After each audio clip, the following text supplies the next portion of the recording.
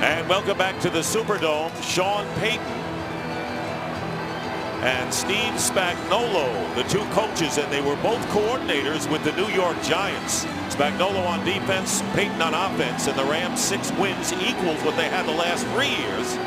9th in the league in 20 points allowed, so their defense has improved. And you know about the great offense of Sean Payton and the New Orleans Saints, who have the 2nd best record in the NFC behind the Atlanta Falcons, who lead them by 1 game coming into today's play. Falcons beating up on Carolina. Set to go. Josh Brown kicking off to Courtney Roby of the Saints, who fields it at the 3. And a good return up past the 25 to the 27-yard line. And so Drew Brees, who's been on a hot streak, and Reggie Bush is back, and so is Pierre Thomas, who returns after a 9-game absence. And so many targets and weapons do the Saints have. The offensive line, it has been intact all year for them. They're going to have to do a job of protecting Brees against an improved Ram defense. First down at the 28. Throwing on first down, caught by Jeremy Shockey. And Shockey is hit by Bradley Fletcher, the cornerback, after a gain of 5. Take a look now at the Rams defense. Chris Long benefiting from the move from right defensive end to left defensive end. It's his natural side. He's more comfortable. At linebacker, they've started 6 different players at all the linebacking spots. James Laurinaitis controls everything from the middle. And today at the corner, Quincy Butler starting for the injured Ron Bartell. On 2nd and 5, and out of the backfield to Pierre Thomas, who comes into the game. Knocked out of bounds again by Fletcher, and it is close to a first down.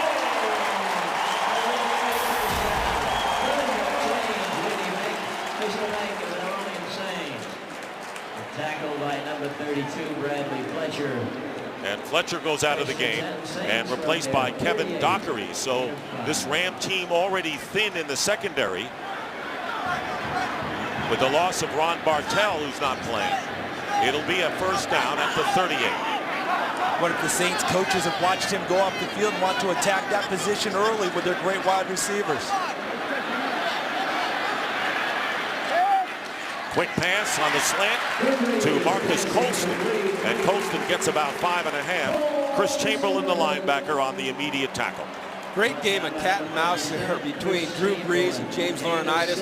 There was about 3 audibles on offense and 2 on defense. Just playing cat and mouse, trying to get in each other's heads early in the game. And it's fun to watch really smart, really good players try to control the game out there. 2nd down and 4. And a lot of good running backs on the Saints team, and the rookie Chris Ivory in there now. He's been a star as of late, and Ivory will get the first down with a great run into Ram territory to the 45, picking up 11. The Saints do a tremendous job offensively of mixing in personnel groups early in the game. Different backs, different receivers, different tight ends, and you see Chris Ivory here, really nice cutback run to get to the 2nd level in the secondary. But it's hard to keep up on defense with the pace that the Saints work at. And Pierre Thomas comes back in, and the quick out to Reggie Bush.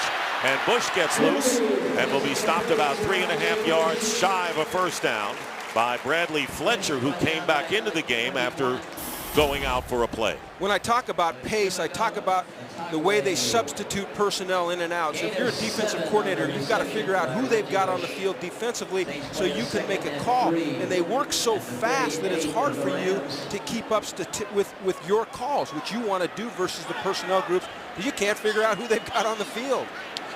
2nd down and 3, and the pass intended for Henderson. And so what has been a very quick and successful drive stalls for the moment. And that will bring up 3rd down and 3. I know that Drew Brees just missed on that pass, but he reminds me of a great point guard. He's here in New Orleans, where they have Chris Paul playing for the Hornets, who's terrific. The way he maneuvers the ball, dishes it out to the guy that's open, and a lot of people get to touch the ball early, which gets them involved in the game. 3rd down and 3 at the 38. Lance Moore going in motion. And the quick pass is caught by Moore for the first down inside the 30. And so the Saints, with a very impressive first drive of the game, get 9 yards. They started at the 28. Here's early here that they're trying to attack Bradley Fletcher, the Rams' right corner. They've run the quick screen over there. They ran the ball that way. They're throwing here on 3rd and 3 that way. We'll keep an eye on that. Try to do that. Remember, Fletcher hurt the shoulder early.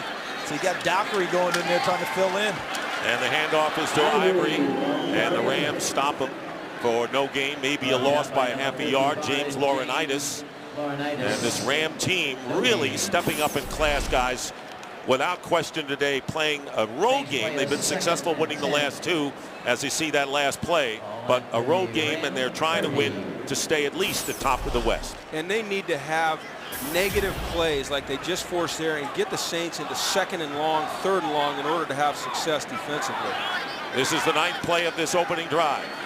2nd down and 10. And the pass is caught, but hit immediately is Jeremy Shockey. And a good play made by Craig Dahl, the strong safety, who wouldn't let Shockey get the first down and a gain of 8. And Jim, back to your point, which makes things difficult as we watch Shockey on the inside, second guy in from the top, running the out route. Good tackle by Dahl, putting him down on the spot. But going back to your point, 2nd and long, that's a down for the Rams defense. But instead, now it's 3rd and what they call manageable. It's 3rd and short. Yeah, 3rd and very manageable. And once again, it's advantage Saints. Saints have the 2nd best 3rd down offense, and the Rams the 2nd best 3rd down defense in the league. They flip it to Ivory, and Ivory will get the first down, still on his feet, and he winds up inside the 10. He gets 11 yards on 3rd and short to keep it going for New Orleans. This is a great short yardage play. They fake the quick inside dive and then quick pitch to the outside. They try to draw the linebackers inside. And Chris Ivory has got really deceptive speed. And I guess when you're in a backfield with Reggie Bush where that speed is so noticeable, you know, you don't stand out as much. But Chris Ivory, you see here, he's averaging 5.2 yards a carry. That indicates to me burst, speed, and finish. Ivory from the well-known school of Tiffin University in Tiffin, Ohio. And on first down, the handoff is to Ivory. And Ivory down around the 10-yard line. If the Rams defense here can hold them to a field goal, then I think it's a win. And this Saints offense is a fast starting group, and you've seen it so far. They're down the field, they're in and out of personnel groups, and they put points on the board early. But if the Rams can get out of here with a field goal, then I think that's a win for the Rams. 12th play of the drive. They've consumed nearly 6 minutes, and the pass is thrown underneath, and it's caught by David Thomas, the 2nd tight end on this club. They get to the 5-yard line. Laurinaitis was right there, and it'll be 3rd down and goal. See, Breeze, one of the things about him, the patience he has in the pocket and the ability to say, you know something, I will not force it into the end zone. I'll take the check down and hit my guy that's open and come back for 3rd and goal. Friday we saw practice and 11 different people touch the ball in this red zone drill. 3rd down and goal. A delay handoff, the pass up the middle, and it's going to be a touchdown to Marques Colston.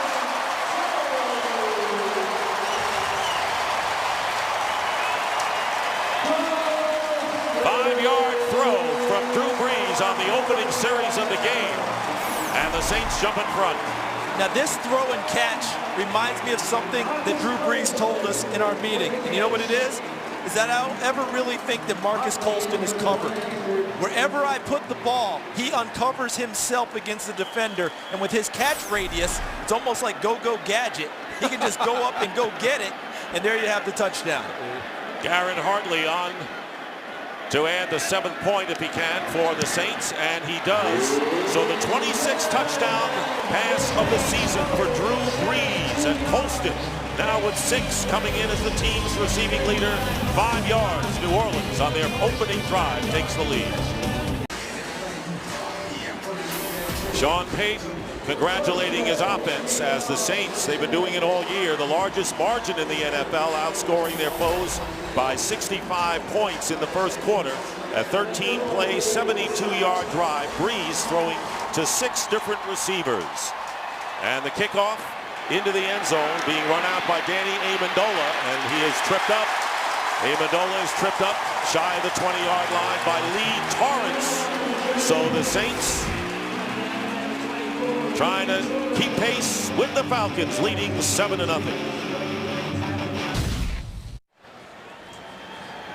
Back here at the Louisiana Superdome, the Saints leading 7-0 in the Rams with their first offensive series, and rookie Sam Bradford, he says, what is better than fighting for a playoff berth in December in your rookie year?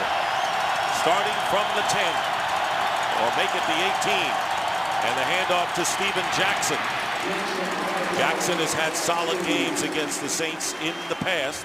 Let's take a look at the Rams offensive unit. Jackson needing 15 yards to go over 1,000 for the 6th straight year. Amendola and Gibson and other who are not big names as wide receivers. Mike Carney is out of there at fullback, injured today. Roger Saffold, the rookie, number 2 pick, has had a great year up front. 2nd and 6. Bradford flush from the pocket, gets rid of it and completes the pass to Daniel Fells. And Fells, the tight end, giving the Rams a first down, getting out of trouble to the 32, picking up 10.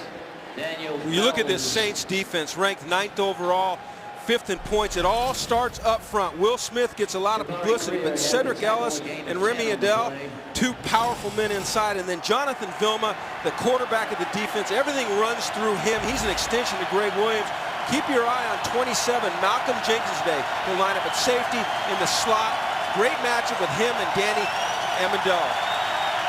First down at the 32. Fake end around. And going deep is Bradford, and he overthrows Brandon Gibson. Covered downfield by Jabari Greer. It looked there like Gibson gave up on the route early, didn't think he was going to get it, because that kid can run. Watch it here. And the Saints get caught looking in the backfield. They squat, and he's open. He's just not running all out, and he can't quite get to it. Boy, that's a play the Rams need to make early in the game, Charles, if they want to stick with it close. And I think Jabari Greer got away with a little bit of a grab early in the route. A little bit. 2nd down and 10. Here's Jackson. Steven Jackson still going. First down. Loses the ball. And the Saints have it. And it's Jabari Greer who recovers.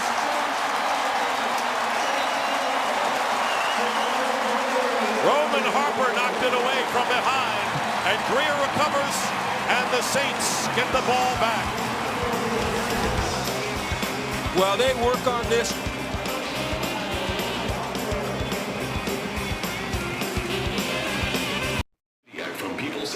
Saints get the ball back on the turnover, and Steven Jackson, first fumble in his last 562 touches, and it's bittersweet for sure. He went over 1,000 yards. For the 6th straight year. He's already held the club record, and then he fumbles after a 20-yard gain. Here's Pierre Thomas, and nothing doing on first down as the Saints start from their 39. And watch as Steven Jackson breaks free. Notice the ball's in his right hand. Remember, he has a broken ring finger on his left hand. He wants to hold the ball in his right hand. Despite what you're taught, get to the outside arm, that allowed Roman Harper, coming from inside out, to help strip the football. Great job chopping it free. 2nd and 10, and Zach Strief, the right tackle, lining up as a tight end. They told us he would do that for 8 to 10 snaps. And Chris Ivory trying to turn the corner. And Ivory getting it out to the 42, picking up 3 yards. Chris Chamberlain defending. Run out of bounds by number 57, Chris Chamberlain. So now this is a young team on the defensive again, and I know, Jim, how important it is for a team like the Saints to score on their first possession as well as they did. Well, the Saints are a team that's 2nd in the league in first possession scoring. And when you score first, there's a very huge correlation to winning a football game. Now with the Rams, it looked like they were going to respond on offense. Now on 3rd and long, they've got to respond on defense. And it's 3rd down and 8 for the Saints on their 41. Now Pierre Thomas into the game. And here's Breeze. Good protection. Pass caught by Lance Moore. And a first down again into Ram territory to the St. Louis 47, and a gain of 12 with James Butler covering. with all the personnel groupings, Jim, that you talk about and all the motions and shifts with the Saints, occasionally they can get you off balance and confuse you. It looked to me like the Rams had some trouble. Okay, who's got who goes where? And then they blocked up the pass rush. Breeze, no problem stepping into that throw to the left side. Now Thomas and Bush are both in the lineup, and Bush goes in motion on first down. And the pass going to Bush. And he's knocked out of bounds by Chris Chamberlain.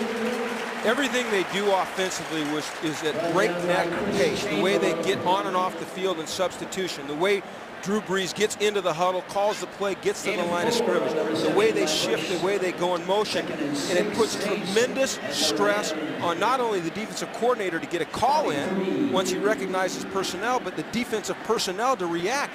So what happens is you have to simplify. When you get simple, Drew Brees knows where you're going to be, and he knows where to go with the ball. How about 10 of 11 for a touchdown already? And on the end around here is Reggie Bush, who is lined up as a receiver, and he is knocked out of bounds about 3 yards shy of a first down by Craig Dahl, the strong safety. So that'll be third down, and the 49ers right now lead the Seahawks 7-0 in the first quarter. As you know, the Seahawks and Rams tied for first in the West. And that play should have been a loss. Right. C.J. Aiyuk came through, had a chance to spill it back deep. Chris Chamberlain missed the tackle on the corner. Reggie Bush made something out of what should have been nothing. Yeah, now it's third and manageable again, Charles. 3rd and 3. Tight formation. Brees swings it out to Reggie Bush. He gets the first down, and down he goes at the 34. Coming up to make the play was Kevin Dockery, but he gets 6.5, good enough to move the chains. Jim, did that not look like the same play, essentially, that they ran 2 plays ago, except they did it out of a different formation and a different motion with Reggie Bush? Yeah, well, what they do offensively, Charles, is they minimize their concepts, but they do a great job of window dressing. They make it look different to the defense pre-snap, but they get multiple reps in practice because they're doing the same things. First down at the 34. Here is Chris Ivory. Chris Ivory pushed out of bounds, and another first down. And Jim Mora, do you think this Ram team has their head on a swivel right now? They don't know what hit them. Well, it appears that way. I mean, it appears right now that they're off balance, they're on their heels. Really nice run, nice block on the edge there. And Dick, to answer your question, look at the block on the outside. Block, David Thomas. They're on roller skates. They're moving backwards. They can't catch up. They can't get their breath. Ivory already averaging over 7 yards per carry. 1st and 10. Here is Chris Ivory again. And finally, tackle made by Laurinaitis after a gain of 4.5, and it looked like he would have broken up a lot more, Charles, if he hadn't made that tackle. And that's why when you're playing teams that are so fast and so elusive, it's like you hear about people talk about playing against teams that spread you out. That means every tackle essentially in open space can be a touchdown saving tackle. It's that important to be able to tackle in the open field, and that was one of them by James Laurinaitis. 2nd and 6, the ball is at the 12, and now Pierre Thomas checking in, and there is Reggie Bush in motion, and the screen pass to Thomas has some blockers. First down inside the 10, inside the 5. And it'll be 1st and goal coming up for the Saints after that 9-yard play. Thomas slow getting up, coming back from his ankle injury after missing 9 games. You know, I've been on the sidelines against a play caller like Sean Payton. And here you see the fake reverse to Reggie and the screen out to Thomas. Really nice misdirection play, but when you're on the sidelines trying to call a game against a guy that moves at this pace, you're at a loss, and you're just hanging on, hoping you can get a call into your guys that they can execute. 1st and goal at the 3, and 3 wide receivers spread out for Drew Brees. Here's Brees with a quick throw, and it's knocked away. And Marcus Colston may have prevented an interception by Quincy Butler and knocked the ball away from him after first trying to make the grab for the score. And this is well played by Quincy Butler because he knows that they love that back shoulder throw. And that's one of the hardest things for a defensive back to cover. He sat right in the hip pocket of Marcus Colston went to the back shoulder and almost created an interception. Quincy Butler signed off of the Saints practice squad earlier this year by the Rams. 2nd and goal from the 3. Thomas. And he's brought down after a gain of 1 by Gary Gibson. 3rd and goal coming up, and how many times have we seen the Saints operating in 3rd down and short yardage so far today? Well, just about every time, and they've been successful, and that's the key, is getting to 3rd and manageable, getting to 3rd and short, converting and keeping a drive alive. And the Saints have brought in their heavy unit, all right? Fullback, extra tight end, Zach Strief is an extra offensive lineman. But just because they show heavy look, yeah, they're going to throw does it that necessarily mean that they're going to run the football? Not the Saints. You never know what you're going to get. They're so unpredictable. Strief number 64. And there goes the fade. And the catch by Jimmy Graham. And a flag is down. Jimmy Graham makes the catch, and a penalty marker thrown close to the 15-yard line.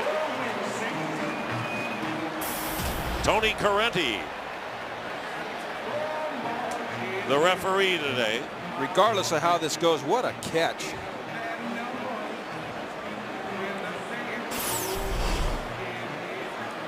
You get a tight end matched up on a corner, you want to throw it up high where he can go get it. And he does, just out of the reach of Fletcher. With a flag. There's illegal substitution and sportsmanlike conduct. Number 85 came into the huddle from the bench, then was substituted for and consequently went out of bounds.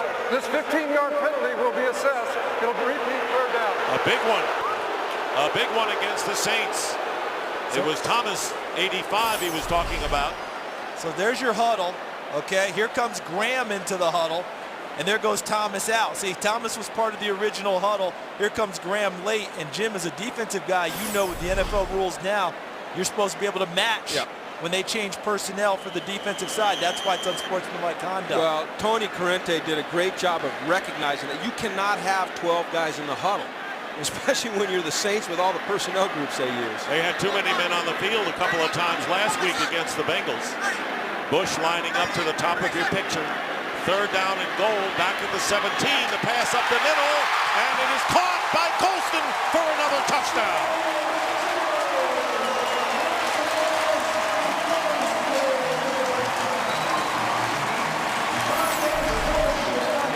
You talk about having confidence in your receivers. This is a 2-deep zone, and Breeze throws it up to Colston on us. You would never make this throw theoretically, but when you've got a receiver like Colston who can go up and get it, you throw it up there against the safety. Safeties doesn't have the ball skills as a receiver.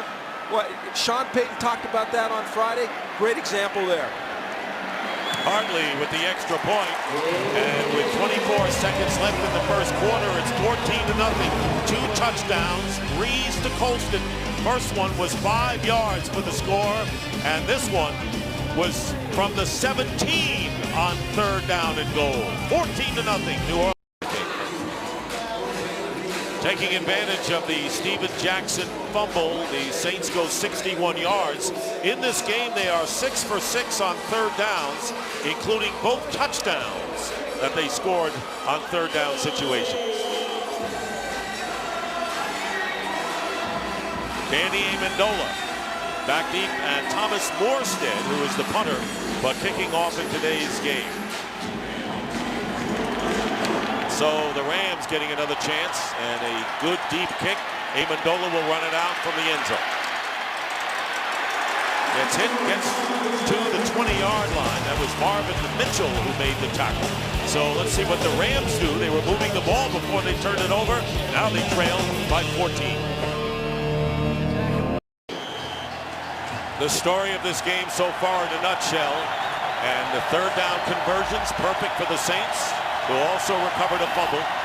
19 seconds left in the first quarter, and on the end around, Brandon Gibson with good yardage gets the first down as he crosses the 30 and goes out of bounds with 12 seconds left in the first quarter. And those are the types of plays you'll have to see out of the Rams today to try and cut down on the aggressiveness and the pursuit of the Saints. They're so fast to the football that what you try to do is get them to flow in one direction and come back in the opposite.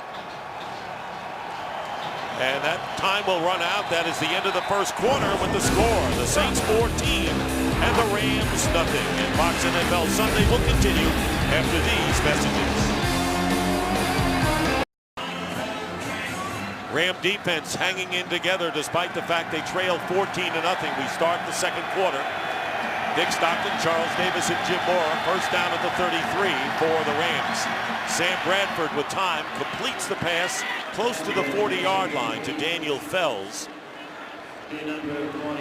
I like the way the Rams offense, they're going no huddle. Going no huddle. They talked about that, but I like the way they've responded to the two scores, coming out and being aggressive and pushing the ball down the field. Darren Sharper, who's been battling injuries all season, has come in as a fifth defensive back. 2nd and 3 from the 40.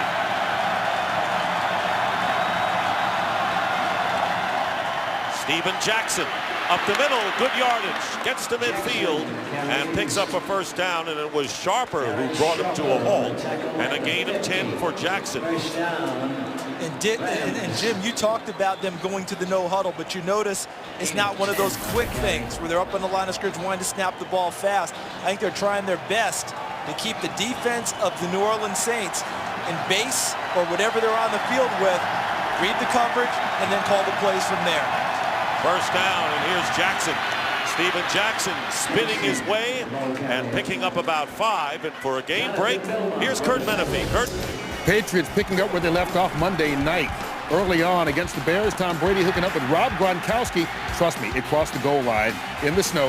It's 7-0 New England with the lead at the Bears. Dick, Charles, Jim. So snow in Chicago, Kurt, and again, no huddle for the Rams. 2nd down and 4 on the Saints 44.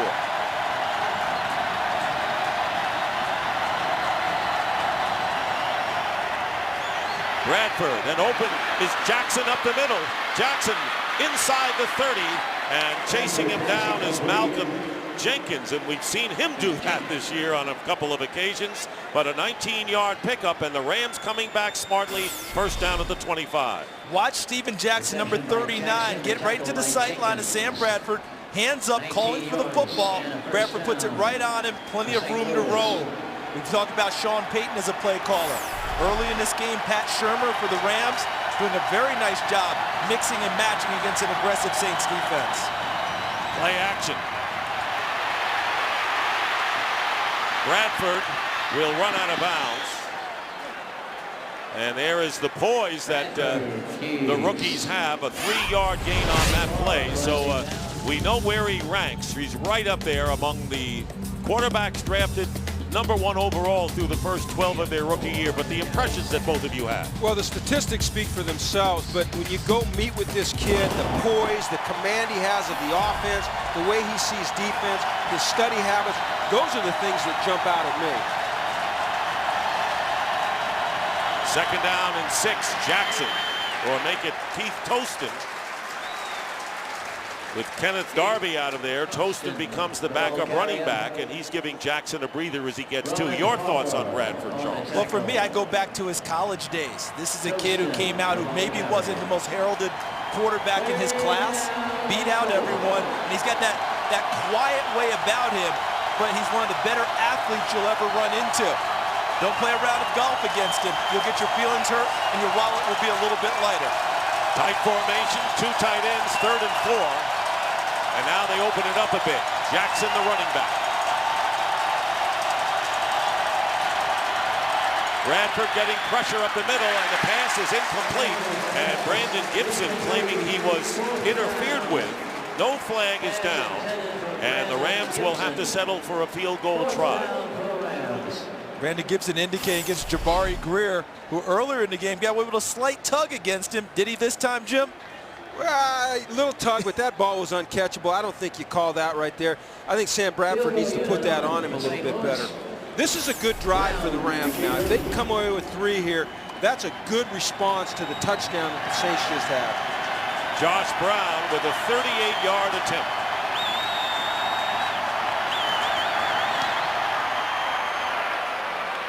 And Brown's kick is good.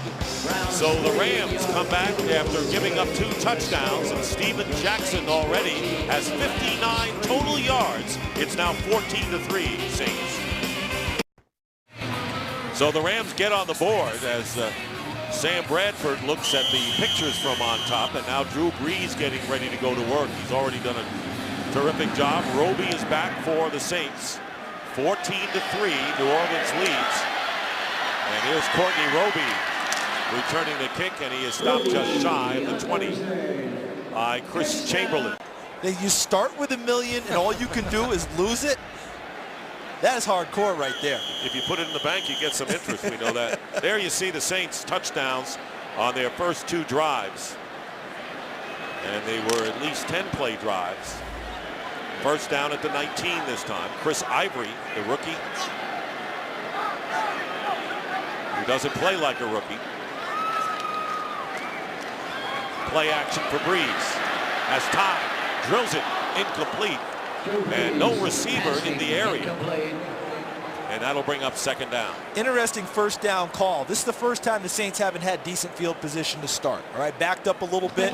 But does that stop Sean Payton from being aggressive? Not at all. Remember this about Sean Payton.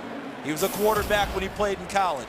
Played a little bit in the NFL as a quarterback. So he calls the game through the eyes of the quarterback, but he also calls it like one of your guys, Jim, like a defensive coordinator. He's aggressive, attacking all the time. 2nd and 10, Reggie Bush checks in now. And here is Reggie Bush getting some running room and tackled shy of the first down. Didn't miss by much. And it was Darian Stewart, the rookie, not drafted out of South Carolina, making the play, but a 9-yard gain for Bush. One of my favorite parts about being in this job I'm in now is being able to go to practice on Fridays and see how different teams operate. We went to the Saints practice on Friday, and the pace, we've talked a lot about pace so far, but they practice fast. You know, they get in and out of the huddle fast. They practice like they're going to play the game, and you don't see that out of every team, and that's part of that aggressive mentality that Sean Payton has, Charles. 3rd down and 1, Pierre Thomas in the game. Pass to Lance Moore, pushed out of bounds by Fletcher, and it'll be a first down for the Saints with a pickup of 5. That play look a little familiar to you guys at all? Does that play look familiar? Yes, it does. Anybody remember the Super Bowl, the 2-point conversion play? Look at, just stick it out there, right? He didn't have to take it across the goal line and make sure both hands were on it or anything like that. But that's the play right there.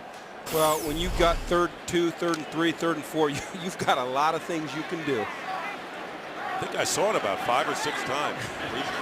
First down at the 33. Reggie Bush in the game, gets the call again. Reggie Bush breaks one, and Oshimago Otagwe nearly took his head off, and 2 flags fly. A very tough hit, and it was at the head of Reggie Bush. It'll be 13 yards, and it appears and then some. This will be interesting to see on replay about exactly how he got him, because sometimes things look. Personal foul. Defense, number 21, grabbing the helmet opening. 15-yard penalty will be added to the end of the play. First down. What I was going to say is that sometimes they look worse than what they are. In this case, that's exactly what they thought it was. Any part of the helmet that you contact is going to draw a flag, and Oshimago Otagwe definitely got that. It was what we thought it was. Where's Dennis Green when you need him? Well, I'm a defensive coach. I kind of like that tackle. I thought he went to the neckline. But obviously they didn't see it that way. So 28 yards, 13 yards, and then 15 tacked on. Here is Drew Brees rolling out. He's had all day to throw, and this time he overthrows Robert Meacham. First time he has gone to Meacham, and he's has so many targets. We talked about the 3 running backs, 3 tight ends, and a number of wideouts. Watch Meacham coming all the way across the field in this route to give you that 3 levels.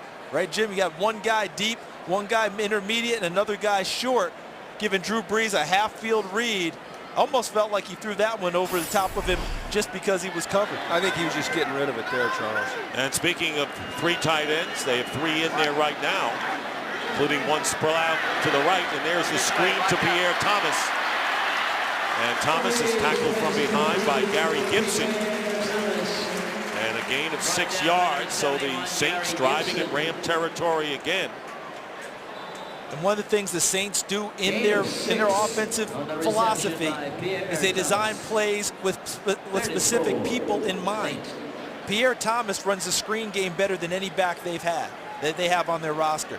Since he's been in this game, his first game back since he's missed 9, he's already caught 2 screen passes. And he leaves the game for Reggie Bush. 3rd down and 4.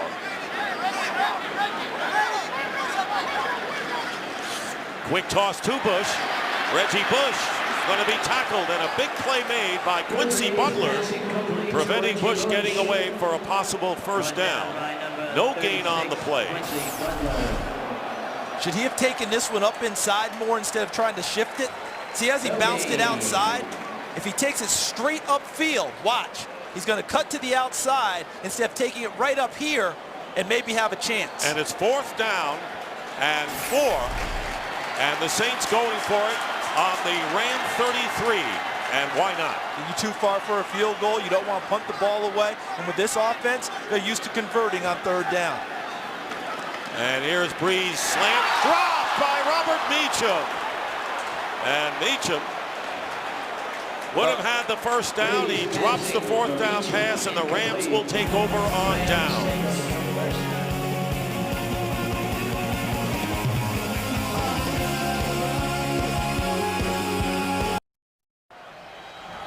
Fourth down and 4. The Saints used to converting. They don't get this one because Robert Meacham has a drop. So how do you handle it as a head coach? Do you jump all over him? He already knows he made the mistake. Sean Payton tells him he'll get the next one. 1st down at the 34. Play action. And the ball knocked away. And Steven Jackson is down. He covered up and is down. No further fumble, and they'll mark it at the 11-yard line. Jonathan Vilma coming in, knocking the ball away from Bradford. 1st sack of the game. Watch the pressure from the left side. Vilma starts in the middle, then comes to the outside and gets to his arm before it comes forward. This is definitely a fumble. The arm does not have a chance to move forward. Based on the play of Jonathan Vilma, and Steven Jackson recovers the football, but the Rams are in a big hole. Loss of 22 yards. From his goal line, the screen to Jackson. Jackson getting a lot of it back. Is knocked out of bounds just short of the 30-yard line by Malcolm Jenkins. And as they always say, and you've said your team, you don't have to get it all back at once, James. No, that's 2 really good plays by Steven Jackson. First of all, getting the fumble, and then on the screen there, this kid is playing with some intensity, aggression. He's got a sense of urgency to the way he's playing. Well, Pam Oliver did an interview for us in our pregame show with Steven Jackson, talking about how excited he is to have meaningful games in December. And We're seeing it. You see it. He's running angry. Never been on a winner. So it's 3rd and 16. Bradford going up the middle, and it's caught by Amendola, but he is stopped short of the 1st down by about 5 yards, and the Rams will have to punt it away. Well, when you're 2nd and 32 and you get back to 4th and 7 or 8, that's not a bad response to a really poor 1st down play. And they're going to end this drive with a kick. You always want to. A PAT, right? A field goal or a punt. Punts are okay. When it could have been disaster on the fumble caused by Vilma. Reggie Bush is back deep, and Donnie Jones will kick. Saints lead it 14-3. Good punt by Jones. Fair catch called at the last instant by Bush. And the Saints will have it inside the 15. 49-yard kick, but it was Vilma with a big defensive play, almost forcing a turnover.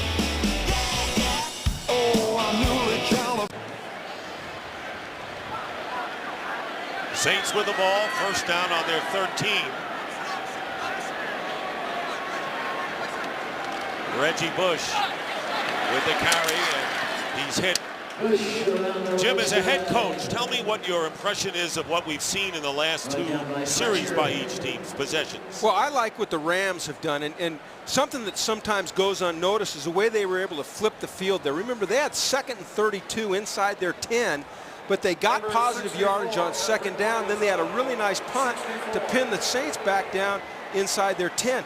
That's one of the unknown or unnoticed reasons why they're sitting at 6-6 and playing good football. Those little things are doing well.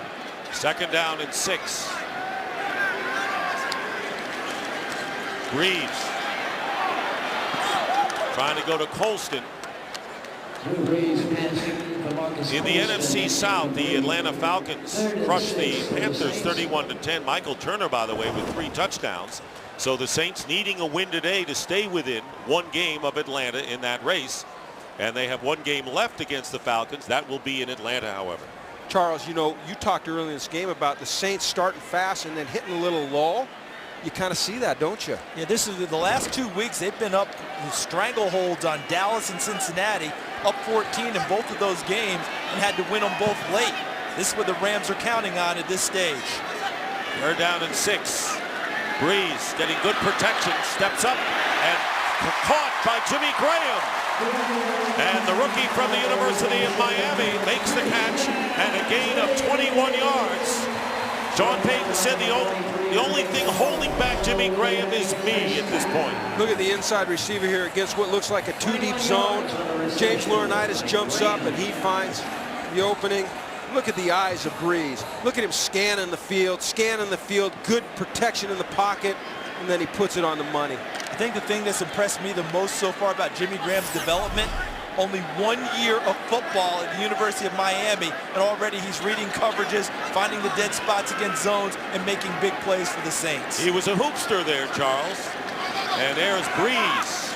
Quick pass this time to Jeremy Shockey. And Shockey is ridden out of bounds about 3 yards shy of a first down. And time for another game break. Let's check in again with Kurt Menefee. Big matchup in the AFC West. San Diego and Kansas City. Mike Tolbert with the touchdown, putting the Chargers up 14-0. Dick, Charles, and Jim. San Diego 14 total points.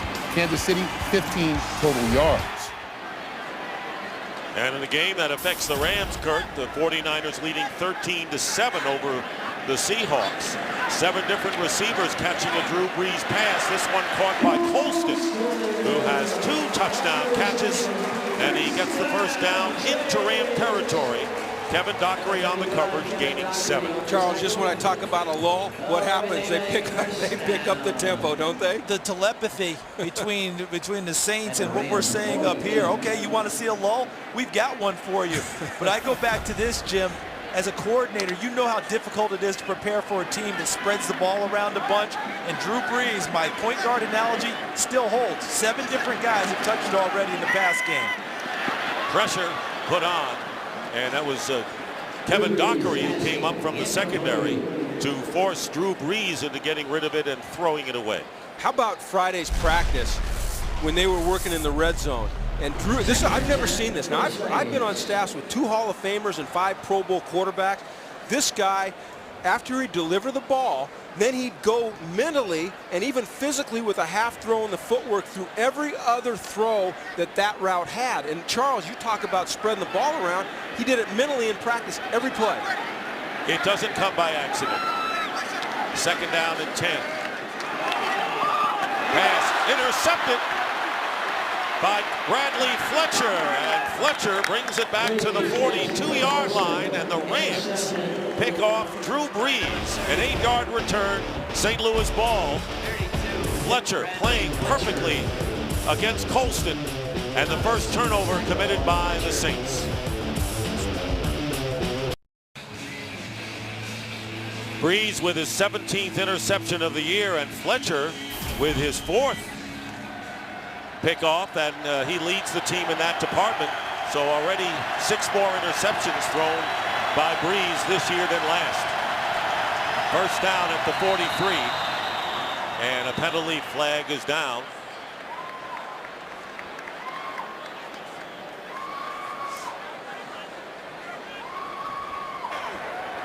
Encroachment, defense number 92. 5-yard penalty remains. Remy first down. You go back to the interception. Colston takes the outside release. I think Drew Brees here was trying to throw that back pad throw to the back pad of Colston. And that's just an uncharacteristic poor throw by Drew Brees. You don't see, I know he's throwing interceptions, but you don't see a bad throw like that very often. See if the Rams can capitalize on it. Here's Steven Jackson. And Jackson is tripped up at midfield, picking up 2 yards. It'll be 2nd down and 8. Danny Clark on the tackle. So I would say with 2.5 to go, this is a big series for the Rams to get something. Yeah, I agree totally on that because they're hanging in there. All right, the defense just gave them life again. They're showing a lot of spunk, but they need to show results in order to keep the confidence high. 2nd down and 3. Caught by Gibson, and Gibson is tackled, and a good play by Tracy Porter. Gibson picking up speed is tackled at the 27-yard line, and we wind down to our 2-minute warning. So Bradford and the Rams, who are down 14-0, are driving here. 2 minutes remain in the first half here in New Orleans.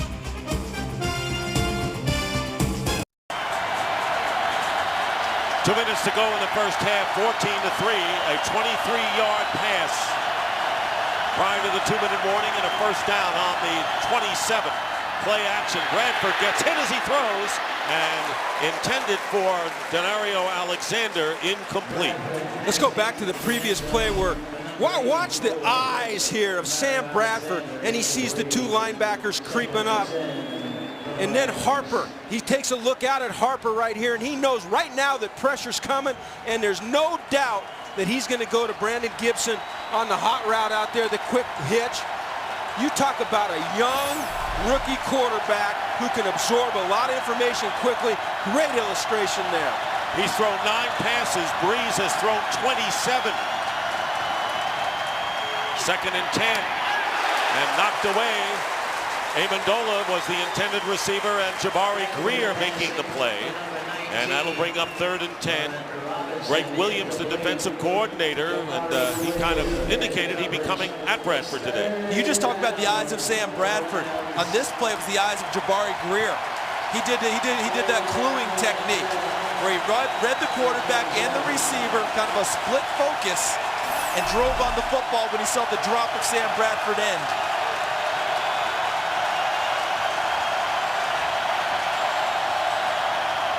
They give it to Jackson, and he's not going anywhere. Alex Brown stops him in his tracks. So 4th down coming up, and the Rams again will have to try for a field goal, and a timeout called by the Saints. Saints have 2 remaining at 1:47 to go in the half. Go ahead, Jim. Yeah, well, there's people that say 3rd and 10, why run a draw? I'll tell you why you'd run a draw there.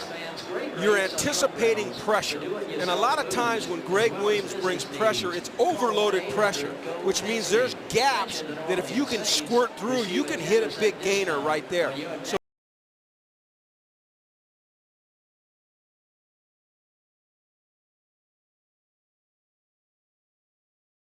for a first down, and worst case scenario, you kick a field goal. Well, coming up on the Visa halftime report, Kurt Terry, Howie, Michael, and Jimmy. Giants-Vikings game will be played tomorrow night in Detroit. Patriots up 21-0 over the Chicago Bears, and now field goal try from 45 yards for Josh Brown. And Brown's kick is good, so the Rams get 3 back after the interception by Fletcher. And with 1:42 remaining in the half, it is now 14-6, the Saints leading the Rams. And what a story in Minneapolis with the roof collapsing at the Metrodome at 5 a.m. What a scene. My first thought is, this is unbelievable camera work. I think Kurt Menefee in the pregame show said, this looks like something James Cameron would have done in a movie. Right. But my second thought, which probably should have been my first one, thank goodness no one was in the building, that no one got hurt in this situation. Surreal camera work. Charles, you hit it on the head. And if you want to see the entire scene in its entirety, foxsports.com is where to go. Don't forget, the Giants and Vikings game has been postponed. They'll play Monday night And they'll play at Ford Field in Detroit. Coverage will begin at 7 p.m. Eastern in the local markets. So how about the New York Giants? If you're the Giants, you left New York, you were headed to Minneapolis, you end up in Kansas City. Now you have to go to Detroit. The Vikings only have one transfer, Minneapolis to Detroit. Courtney Roby on the return, loses the ball.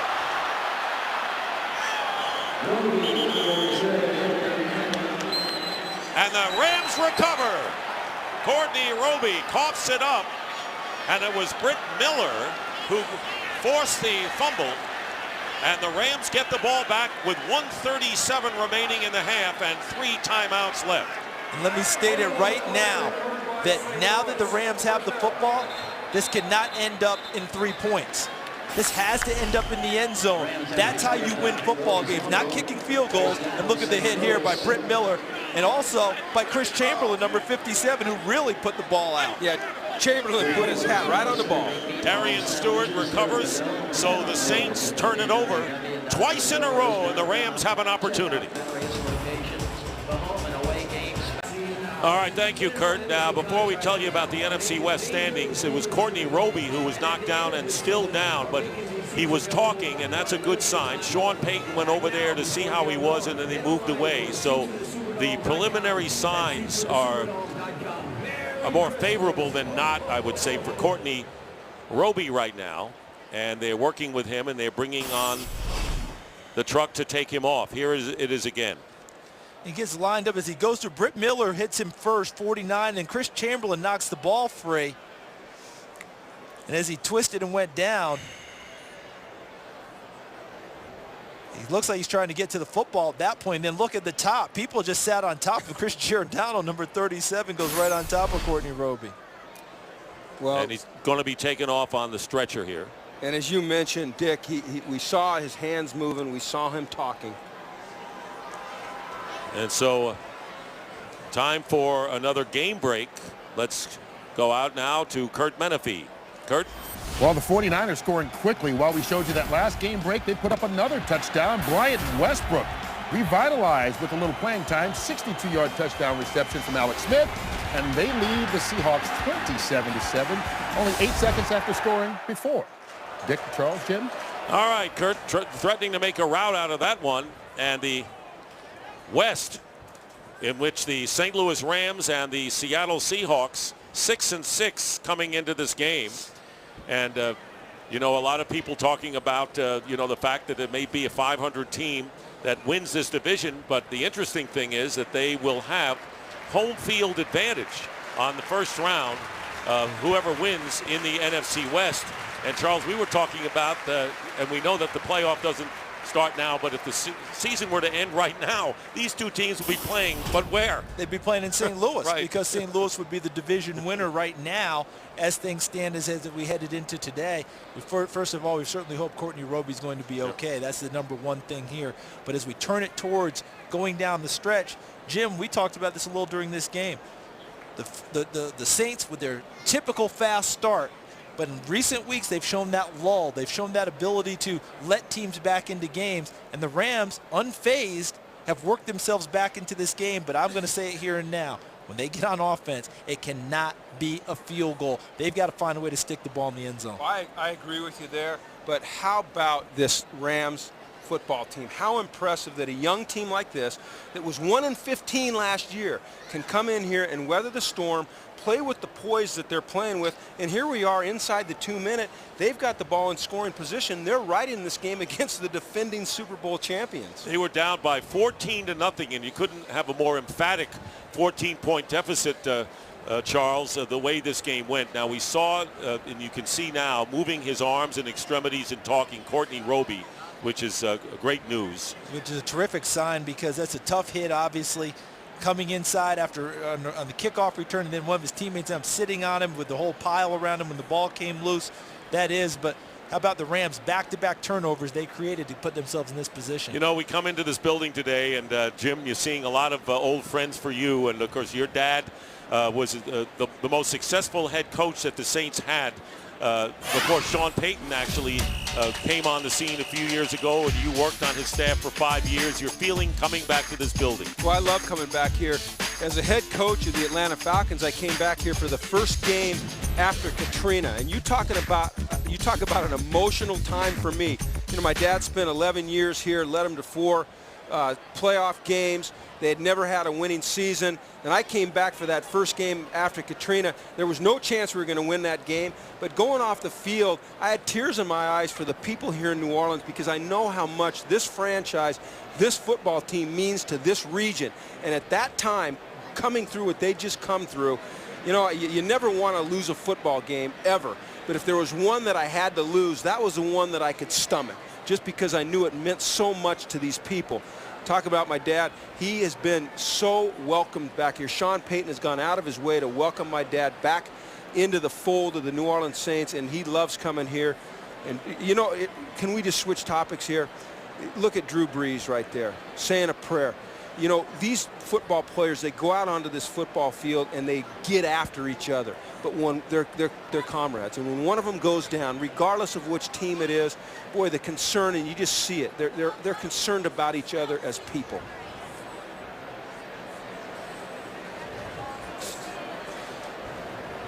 .137 remaining in the half, and now they lift Courtney Roby up on the stretcher and put him on there, and applause from the fans here. And while we have a few moments before we get back into action, it's time for another game break. So again, here is Curt Menefee out in LA. And this time we check in on the Bears and Patriots, and Johnny Knox makes the catch, but he's stripped by Devin McCourty, picked up by Gary Guyton, and returned 35 yards for a score. Chicago just fumbled again, so the Patriots have the ball again, up 24-0, approaching halftime. Dick, Charles, and Jim. And of course, the Packers lost today to the Lions, Charles. Huh? Yeah, and this would have given the Chicago a real opportunity to create a little distance between themselves and the Packers. But how about the Patriots? I know we're looking at the NFC playoff picture. The Patriots this week demolished the Jets on Monday night, 45 points. They're up 24 now on Chicago. And as you look at the leaders, Atlanta, very interested in watching this game here today. They've already won, and they love how feisty the Rams are being right now, because if the Rams go in and score, they're right in this game.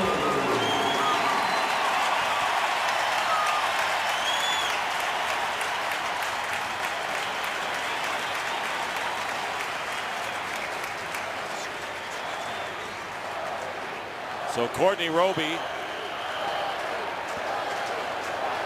fans chanting his name. And now we're ready to resume. The Rams trying to take advantage of the turnover, first down. And here's Steven Jackson. Jackson bullying his way. Vilma makes the stop at the 15-yard line and a 6-yard gain. And the Rams have all 3 timeouts remaining with under a minute and a half on the clock. And you used the word bully there, Dick. That was a bully run. Did you see hit it up there? He is determined. Did you see who he knocked out of the way? One of his own offensive linemen. If you're not going to stick it up in there and knock someone out of the way yourself, Steven Jackson said, I'll help you along. Second down and 6. Bradford's pass, and it's intercepted by Malcolm Jenkins. Bradford misses him.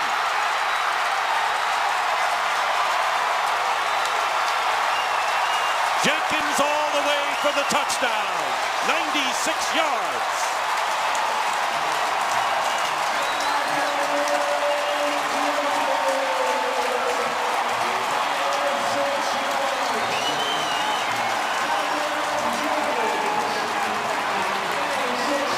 And how things change in a hurry.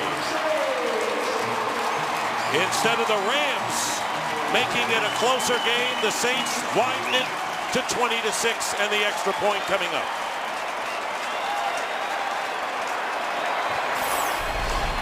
This looked like a play that the Saints would have pulled off last year when they had 39 takeaways on the season. Malcolm Jenkins just sat in coverage, read the eyes, and took it the other way for a big lead for the Saints. And that is the first interception of the year for Jenkins, who has done other great things in the secondary for the Saints. Well, if you're going to throw, this is a cover 2 defense, and if you're going to throw this ball, you got to get it out on the boundary.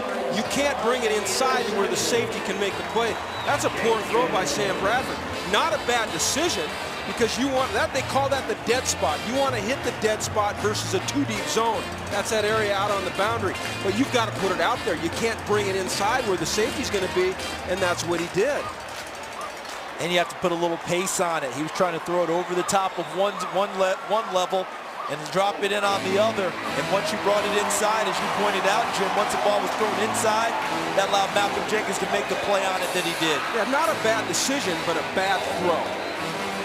So instead of a possible 14-13 game, if the Rams had scored, the Saints now with the lead, and Greg Williams with a huge interception, first of the year for Jenkins, returning in 96 yards for the score. And it's 21-6 with under a minute remaining. So the Rams, who have been relatively turnover-free in the last 7 games, only 3 of them, have turned it over twice today, and the Saints have scored on both of them.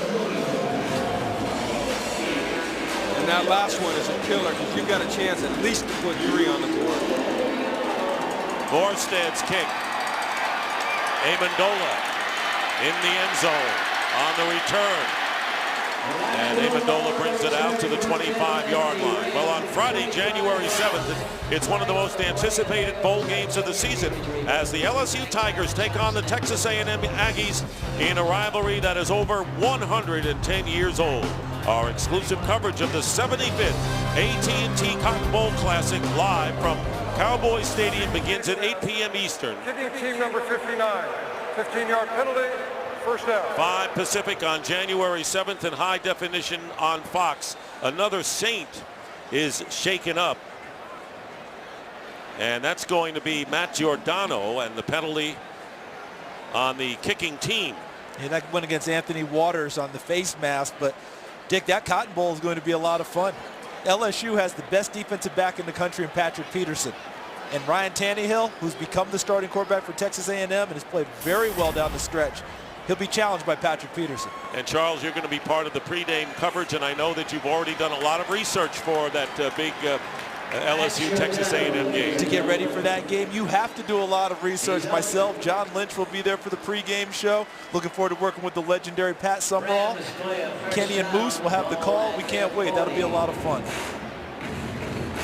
I think the Rams here have to be aggressive. They've got 3 timeouts, 41 seconds left on the clock, and even though Bradford just threw the critical interception, this is the time, Charles, you got to go after the Rams. You got to throw the ball to downfield and try to get some points. 41 seconds remaining in the first half, and the Rams still have all of their timeouts left. They're on their own 40.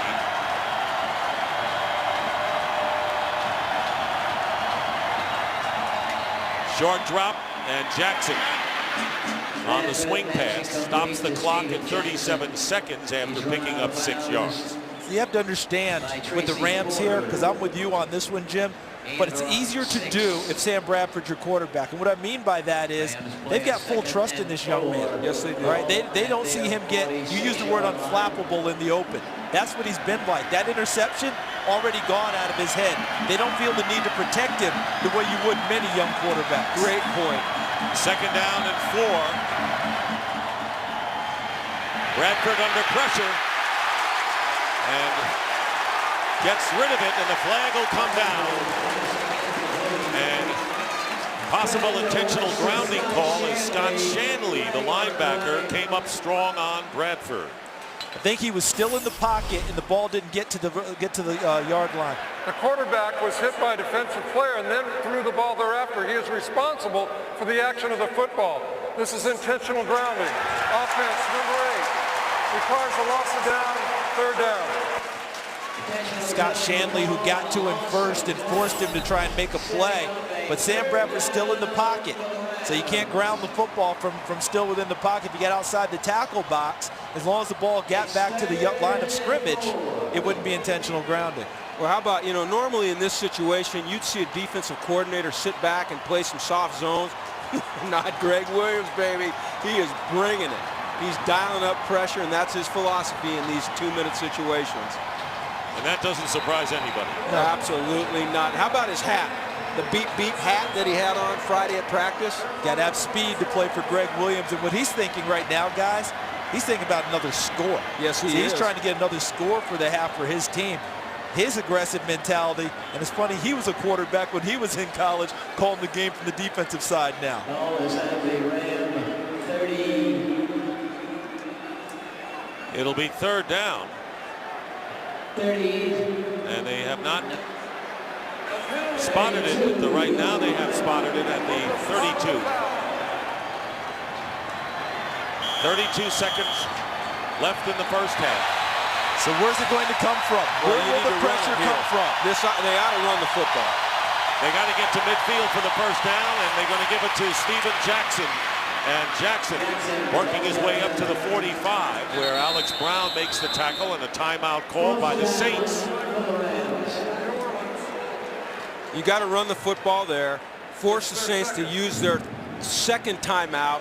Now you're going to be able to pin them back, and they'll be under 20 seconds left. If you throw the ball there and it's incomplete, the Saints have 2 timeouts, and you've got some issues on defense. Circling the 1 timeout left is Charles here. The Visa halftime coming up, and it'll be 4th down and 5. And so Lance Moore will go back in a punting situation for Donnie Jones. And in this situation, Jim, are you telling your punt returner, don't think fair catch here? You want to try and get a return in with 24 seconds and try and get in position? Or are you just saying secure the football? Well, it depends on the kick. All right, here's the kick, and it's a good high kick, and Moore will let it bounce at the 5. And it stays in the field of play, and the Rams will down it at the 1 with 12 seconds left in the half. So now you're seeing why Hank Fraley, Donnie Jones' teammate, has been passing out T-shirts to his teammates that say, vote Don Jones for the Pro Bowl, to try and get their punter a Pro Bowl bid. And that's why you run it on 3rd and long. The percentages on 3rd down and 14 or 15 or whatever that 3rd down was say, hey, you're not going to make it. So run the football, punt it, pin them back here. Now, unless the Saints come out and just take a shot deep on the first play, which would surprise me, they're just going to run the ball up the middle. Maybe Drew Brees runs a sneak. Maybe they hand it off to Pierre Thomas. But this really inhibits their ability to try to score more points before the end of the half. Here are the Saints leaders, and Drew Brees with 2 touchdowns and the pick. And the rest of the leaders, so 2 touchdowns from Brees to Colston in the first quarter. But the big play was the 96-yard interception return for a score to widen the margin for the Saints. Pierre Thomas with the handoff and brings it out to the 5, and that should do it. By the way, that 96-yard interception return, 3rd longest in Saints history. Darren Sharper had 2 longer than that. That is the end of the first half, with the Saints leading the Rams 21-6. Fox NFL Sunday will continue with the Visa halftime report after these messages. The Saints jumped out to a 14-0 lead on a couple of touchdown passes from Drew Brees to Marcus Colston. And as promised, pressure was put on rookie quarterback Sam Bradford. 4 knockdowns, 6 hurries, and a sack, including a big interception return for a touchdown. Malcolm Jenkins. A 14-6 game. Rams were threatening, and now it is 21-6. in favor of the Saints. And follow your favorite team all season long. Go to iTunes.com/NFL. So quick impressions and what we meant to anticipate, guys. Well, I'm impressed with how the Rams have hung in there. I know it's 21-6, but they keep coming back. And except for that interception for the pick six, they were in great position to be right in this game. I'm impressed with how the Saints continue to play well on defense. Their statistics so much better this year than last year, except in takeaways. But the old Saints emerged near the end of the half with Malcolm Jenkins' return for a touchdown. Okay, we're set for the second half kickoff, and the latest report on Courtney Roby. He has movement in his hands and feet as he was hit and taken off on a stretcher. And second half underway, Danny Amendola returning again from the end zone for the Rams, and dropped at the 23.5-yard line. And so Sam Bradford coming out. He was 7 of 13 for 91 yards and the critical interception in the first half for St. Louis. Those are his numbers. Steven Jackson gained 61 yards rushing and 41 as a receiver. So he's gone over 100 already. He averages 119 yards per game from scrimmage. Been doing that since 2006. Gets the carry to start the third quarter and gets a yard. And let's take a look at all the numbers here in the first half. Well, right away, what jumps out at me, 0 for 4 on third downs for the Rams. That doesn't keep drives going against a tough Saints defense. And then when you look at 8 for 9 for the Saints, that does keep drives going. And a lot of those have been third and short. And the Saints taking advantage of both Ram turnovers for touchdowns, 2nd down and 9. Bradford trying to get it to Laurent Robinson. And it'll be 3rd and long for St. Louis. Bradford's a little bit affected right now by the pressure. We've done some games, and this is the first time I've seen him look a little frustrated. And he's going to need to get it back together here quickly. Saints have won 5 in a row. And they've averaged 30 points a game in those 5 wins.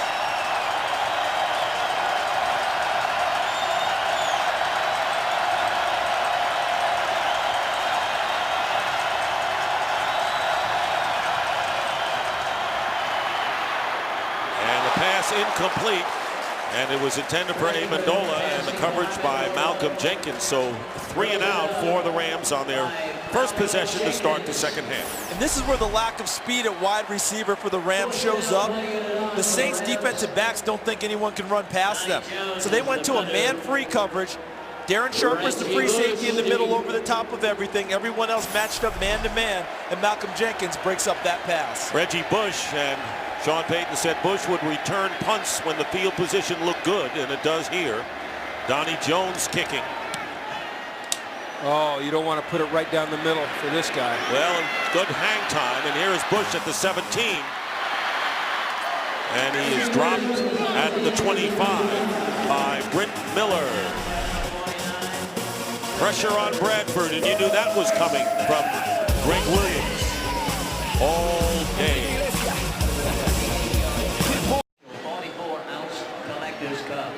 First down at the 25. Drew Brees, 19 of 27 for 143 yards, 2 touchdowns and an interception. And this pass, is it caught? It was between the legs. It was a drop by Marcus Colston. How do you assess the Rams defense, Jim, to this point? Well, you know, they gave up 2 touchdowns on the first 2 drives, but since then they've really settled down. They've adapted to the pace and the rhythm that the Saints are throwing at them, and they're playing well, Dick. One of the touchdowns, of course, was a defensive score on the interception. 2nd and 10.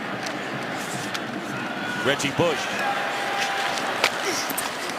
knocked out of bounds, and it'll be 3rd down and long. Chris Chamberlain starting today's game, had a broken hand last week. There you see the first half possessions of the Saints after the 2 quick scores. Good job done by the Rams, as you point out. And great sound effects there, huh? Felt like it was right there in your face. That you got our Fox sound guy down there. Felt like they were right in our living room. See, you thought it was fun being a coach, but up here you get the sound effects. This, you almost broke down and threw yourself into the play, didn't you? 3rd down and 7. Rams looking for a stop here. After they were 3 and out, here's Drew Brees. Brees' pass, and it is knocked away. And it was intended. Craig Dahl had a chance on picking it up, intended for Lance Moore. Trying to throw it in there, and that's actually Marcus Colston coming from the 3rd guy inside, and the ball's behind him inside instead of to the outside, and popped up where Dahl almost has a chance to catch the football. But it has to be frustrating for Sean Payton and his offense. You set such a breakneck pace, you score twice, and once again, things start to stall a little bit in the middle parts of the game. Amendola back deep. Good kick by Morstead. Amendola at the 20. And this little guy can play. As a high school performer in Houston, used to go against his dad's team. Dad coached a different team than he played on, and he could play.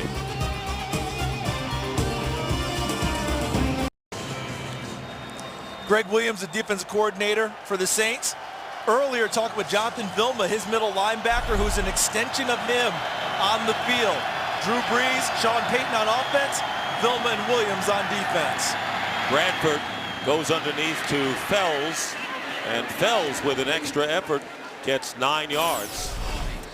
And there is Payton and Brees, as you were pointing out, on the other side of the ball. Well, that connection between play caller and middle linebacker and quarterback is so critical, because you're looking at Vilma here. He's an extension of Greg Williams on the field. Drew Brees is an extension of Sean Payton on the field. And you made the point earlier, Jim, about James Laurinaitis having free reign on the field to make calls and checks. Jonathan Vilma has the same thing on his side.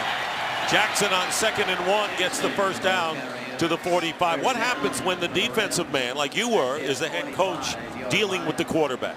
Well, you'd hope that you have enough trust in your offensive coordinator that you could kind of let him do it. When I was in Atlanta with Mike Vick, I drove our offensive coordinator, Greg Knapp, crazy, because he'd be talking to Mike, hey, do this, do that, and said, hey, Mike, just run, you know? Use your strengths. Yeah. First down for the Rams on their 45. Play action. Bradford drills it, and it's caught by Brandon Gibson.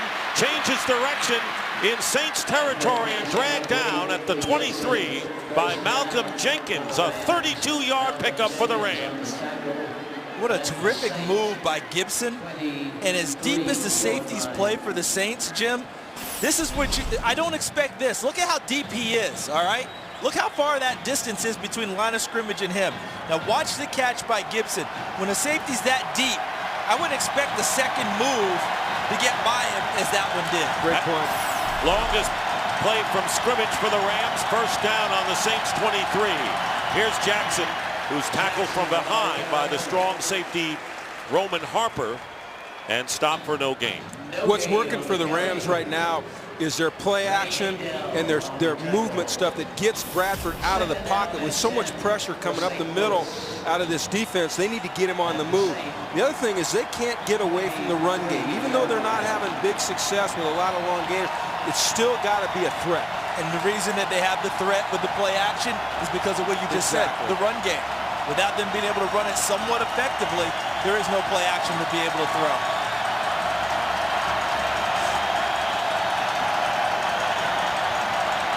Second and 10, and a movement by the left tackle, Roger Saffold. Offense, number 76, 5-yard penalty, remaining second down. You can't get down here in scoring position and then have those critical pre-snap penalties. You shoot yourself in the foot, and we're in the dome, and it's loud, and it's hard, but you've got to have the discipline to hang in there if you want to be able to put 7s on the board and not just 3s on the board. Now it is second and 15, and back to the 28.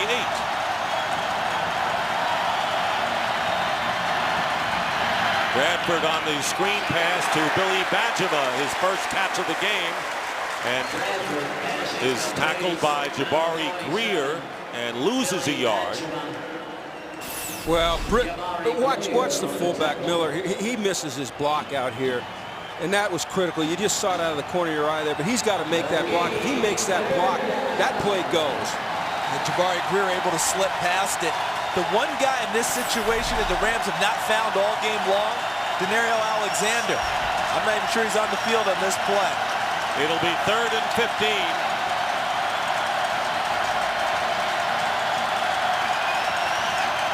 Empty backfield for the rookie Bradford. Bradford going for Laron Robinson, who got turned around. Well covered downfield by Malcolm Jenkins. And fourth down coming up. And the field goal team will be coming in Josh Brown. The protection is good by the offensive line. And to allow Sam Bradford to be clean in the pocket and make the throw, but LaRon Robinson not sure which shoulder to look over to find the football. If he stays with the first shoulder, which is the outside shoulder, he has a chance to make the play. When he looked back inside, he gave away that chance.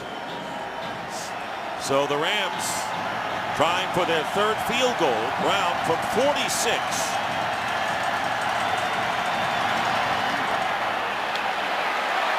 And the field goal is no good. He hooked it. So an opportunity goes by the boards for the Rams, who come out with no points, and the score remains 21-6 in favor of the Saints. Josh Brown wide left on the 46-yard attempt. And this is just a bad route by LaRon Robinson. We've got a free safety in the middle, and Bradford's trying to throw that ball out away from the safety, and I don't know why he looks over his inside shoulder there. From the 36, Pierre Thomas.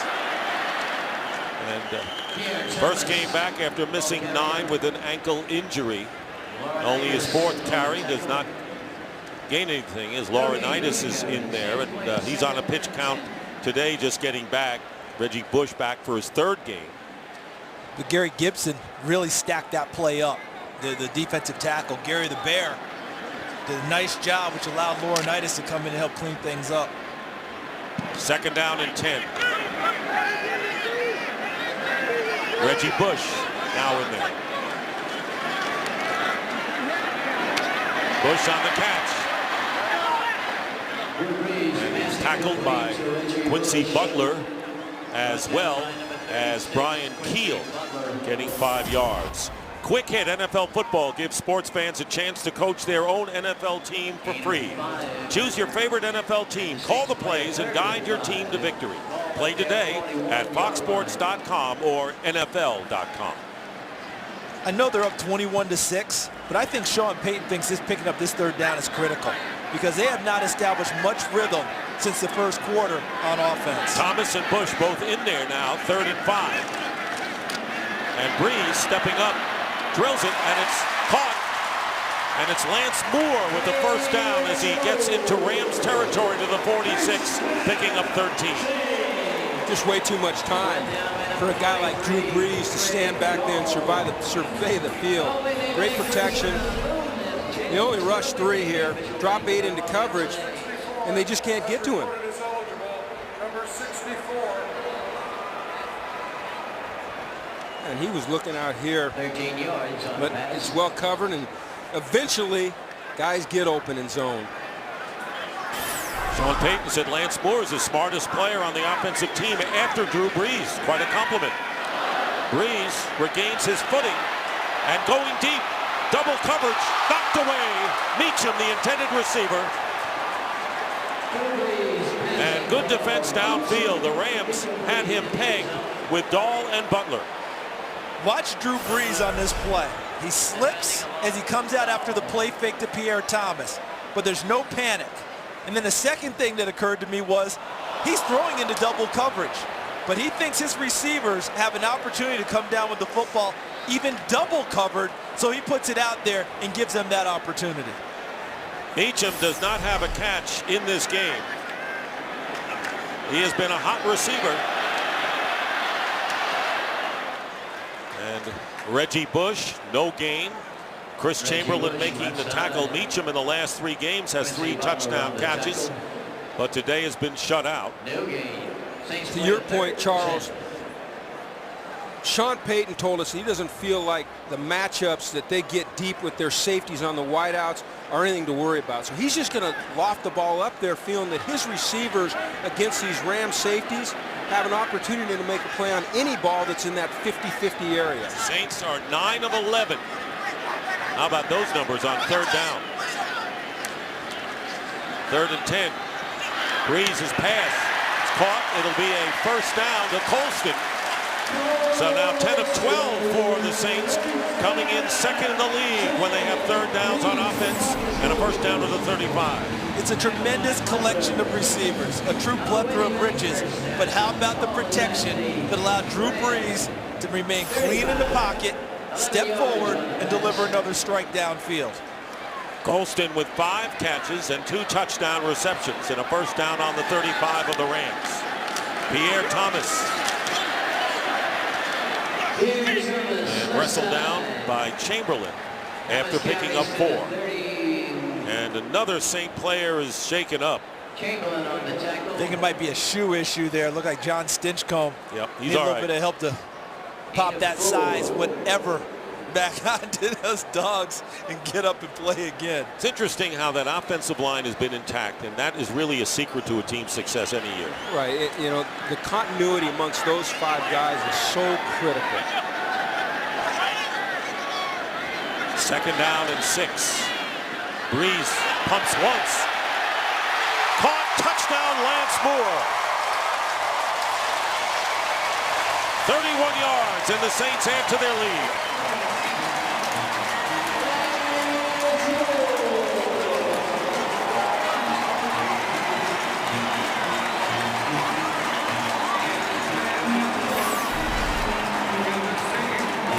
Nice pump fake. Freezes the defensive back. And then wide open Moore down the field. The problem right now that the Rams are having is they're not able to generate any kind of pass rush with 4. They need to start adding a 5th and a 6th rusher if they plan on affecting Breeze at all. Garrett Hartley. And the Saints lead it 28-6. So Breeze is delighted, as is Lance Moore, who has 7 touchdown catches. Colston with a pair today also has 7 for the season.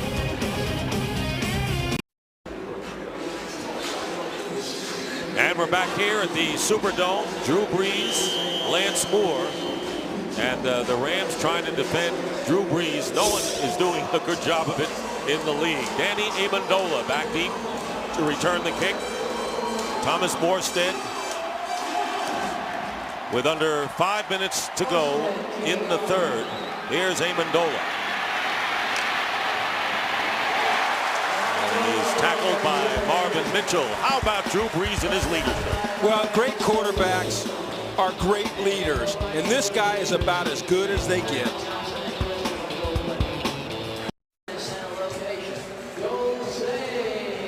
The Saints with a 28-6 lead, looking for their 6th victory in a row, trying to keep pace with the Falcons, who won today. There'll be a game behind Atlanta if New Orleans goes on and wins this one.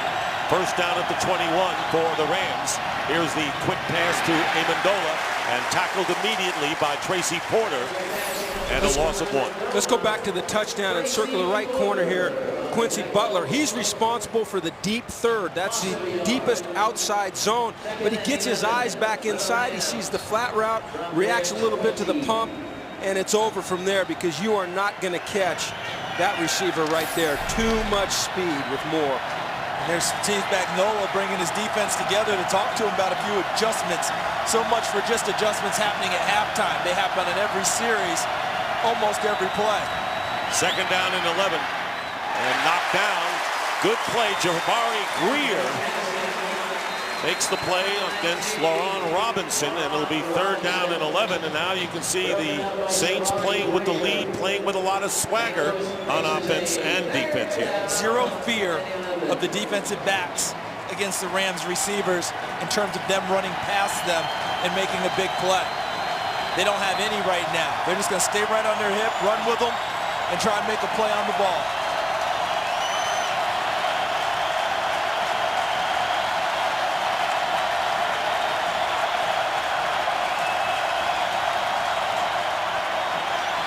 Bradford under pressure, and down he goes at the 10. And that time, Roman Harper. So the secondary playing big time for the Saints. Here's Harper to the left side, right there. He comes through. Steven Jackson tries to block him, but gets there way too late. Roman Harper went to his first Pro Bowl last year. He's determined to go back again. An underrated defensive back who makes a lot of plays. A loss of 10, and that is the 2nd sack by the Saints, and it was a DB who got it. And so Donnie Jones will be kicking. Reggie Bush standing in midfield for the Saints. Another good kick sends Bush back to the 34. And good coverage that time after the great punt of 57 yards. Well, the early game stories, and of course the big one today, Giants-Vikings postponed because of the roof collapse at the Metrodome. They'll play tomorrow in Detroit, 7 o'clock Eastern. Lions shock the Packers. Aaron Rodgers is hurt, and the Buccaneers beat the Redskins. Their playoff hopes have been enhanced for sure. First down at the 40 for Breeze. At it again. Completes. Shy of midfield to Shockey. Gain of 9. The mobility of Drew Brees in the pocket here, Jim. We've been talking about the Saints offensive line. They've done a nice job, but here he buys time with his feet, and all it is just shifting and sliding in the pocket to find the throwing lane to make it downfield. Here's Reggie Bush. And Bush tackled by Chris Long. Mobility isn't always Mike Vick running down the field for first downs. Mobility is the ability to stay alive in the pocket and extend a play. And Charles, you sounded just like a quarterback coach there, talking about staying alive with his feet and buying time and giving ground. I think you got a future in coaching. You know better than that, but I appreciate your kind words. First down, and the handoff is to Pierre Thomas. Thomas will have a first down with his best run of the afternoon. Well, that means that if Jim Mora ever would coach again, you're going to have a job on the staff. At least get an interview. Quarterback. I'm going to get an interview. And just keep repeating that. Feet, feet, feet. Concentrate on your feet. How about the feet of Pierre Thomas there, Jim? 9 games missed. Getting him back for the stretch run. We watched him work out a little bit on Friday. How about having 3 backs like these guys? Well, just think about what they did while they were gone. 14 yards. That's where Chris Ivory emerged. And Julius Jones is inactive today. He's another one. Breeze going to take off. And he slides about 2 yards short of the first down.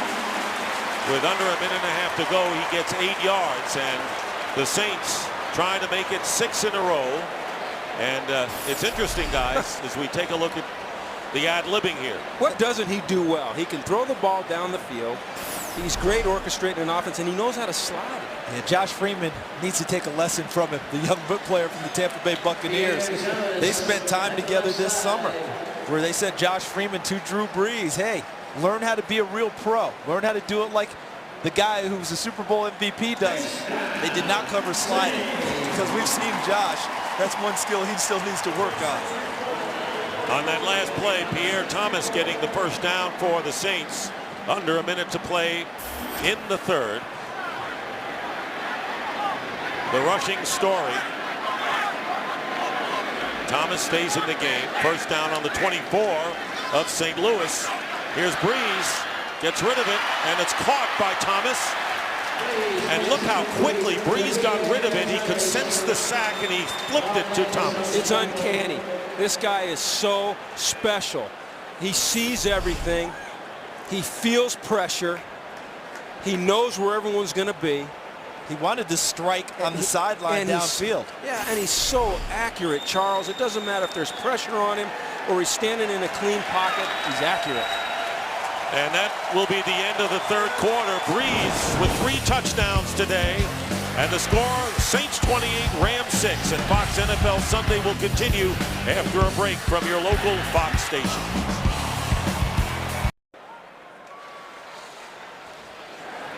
Start of the fourth quarter, Dick Stockton, Charles Davis, and Jim Mora. Saints are threatening. They have a 2nd down and 1 on the Rams' 15-yard line. And the pitch to Reggie Bush. Flag is down. It'll be a first down. And out of bounds inside the 10, but a penalty.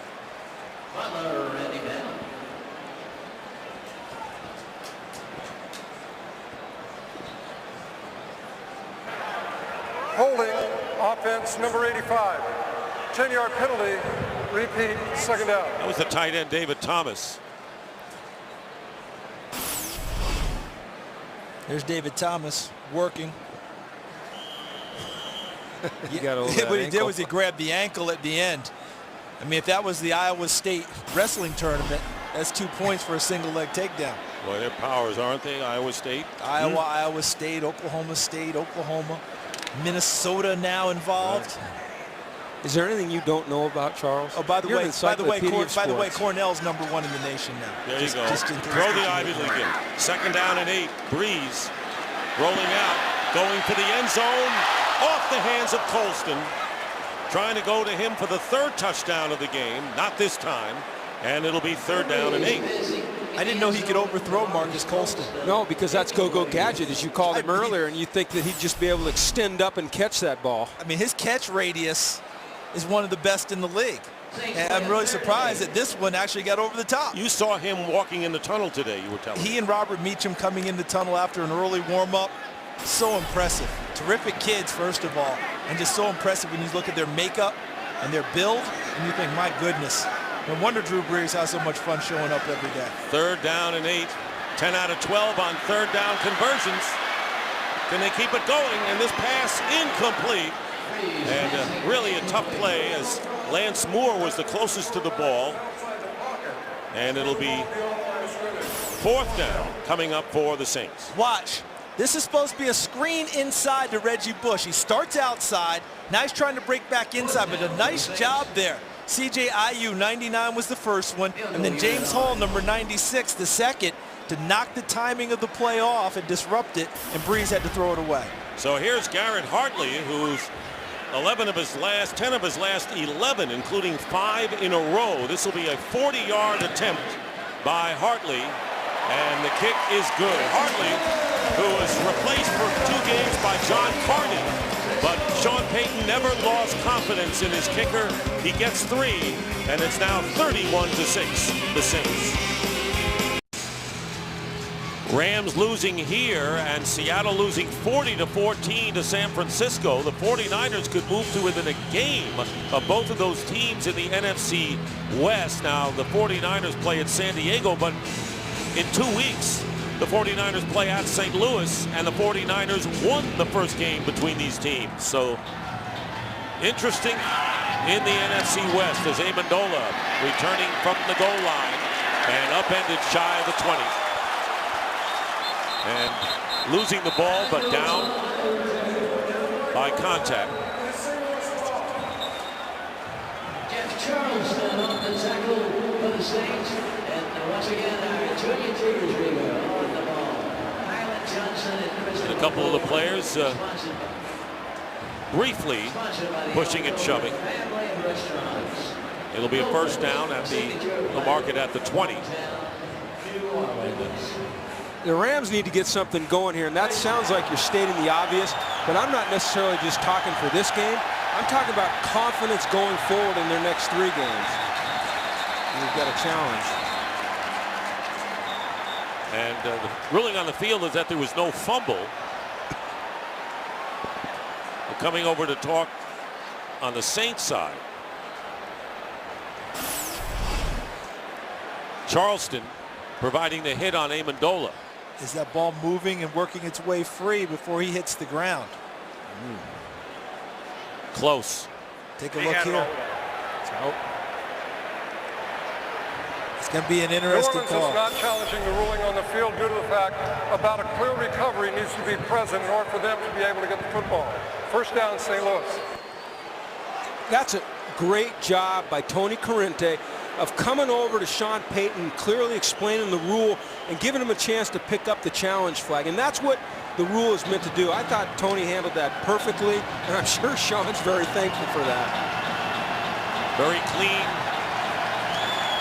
officiated. 1st and 10 at the 20. Bradford completes the pass to Gibson. And Gibson getting about 6.5 yards, making 7 on 1st down. Brought down by Roman Harper. I think you're going to see a Rams team here in the 4th quarter that continues to fight. I think that's what Steve Spagnuolo has built in this team. And they need to build some confidence going forward. They've got 3 very, very important games left. They can still win the NFC West, but they need to get something going. And I'd be very surprised if they don't fight to the bitter end here. 2nd down and 3. Steven Jackson, 1st down. And Jackson crosses the 35-yard line. Sharper and Harper bring him down, and a gain of 10 yards for Jackson. And that's what I'm talking about right there, Dick. Look at the hurdle right here, and look at the intensity that he's running the football with. It's so important to Steven Jackson that he's on a winning football team, and he's got a chance here this year. Whoever thought this team would be in any race in December? 1st and 10. Bradford pumps once. He's got LaRon Robinson, and the catch is made. It's indicated that the reception is made at the 36-yard line, make it the 34 with Greer covering. And this is a case where LaRon Robinson knows the ball's in the air and is able to make an adjustment that the defensive back is not. Jabari Greer late locating the football. Robinson able to do so and catches it, gets his feet down. 1, 2. And takes it out of bounds for a really nice catch. And has control as he does, Charles. 29-yard gain. First catch by Robinson. Here's Jackson, running room up the middle. First down and inside the 20 and close to the 15, with Sharper finally bringing him down. So Steven Jackson with a 19-yard pickup on that play. This guy epitomizes the heart that these Rams are playing with, doesn't he? The way he runs, you just feel it sitting up here, the energy, the enthusiasm, the intensity. He wants it bad, Charles. And the offensive line has not dropped their intensity in terms of their run blocking, created a nice hole for Steven Jackson. 95 yards for Jackson. First down at the 15. They'll go to him again. And he picks up about 2. We're early here in the 4th quarter. Dick Stockton along with Charles Davis and Jim Mora. Rams coming in tied for first in the NFC West, and the Saints riding a 5-game winning streak. I guess you look at the score and you say, how can you sit up there in the booth and talk about this intensity? They're getting beat pretty good, but if you've been around the Rams and you're sitting here watching the game in person, you feel it, don't you? 2nd down and 9. Yes, you do. This team is not self-destructed. Here's a pass to Danny Amendola inside the 10. He's about 1.5 yards shy of the first down. And Roman Harper brings him down. We talked to Amendola, and what an interesting meeting we had with this little fighter, this spark plug of a guy that we saw. And he was not a walk-on at Texas Tech. Many people want to put him in the same category as Wes Welker, who earned his way. Amendola committed as a junior, and you talked about him playing in high school against his dad. Beat his dad's team 2 out of 3 times. This kid is something else. 3rd down and 2. Bradford pass, and it's intercepted again by Malcolm Jenkins.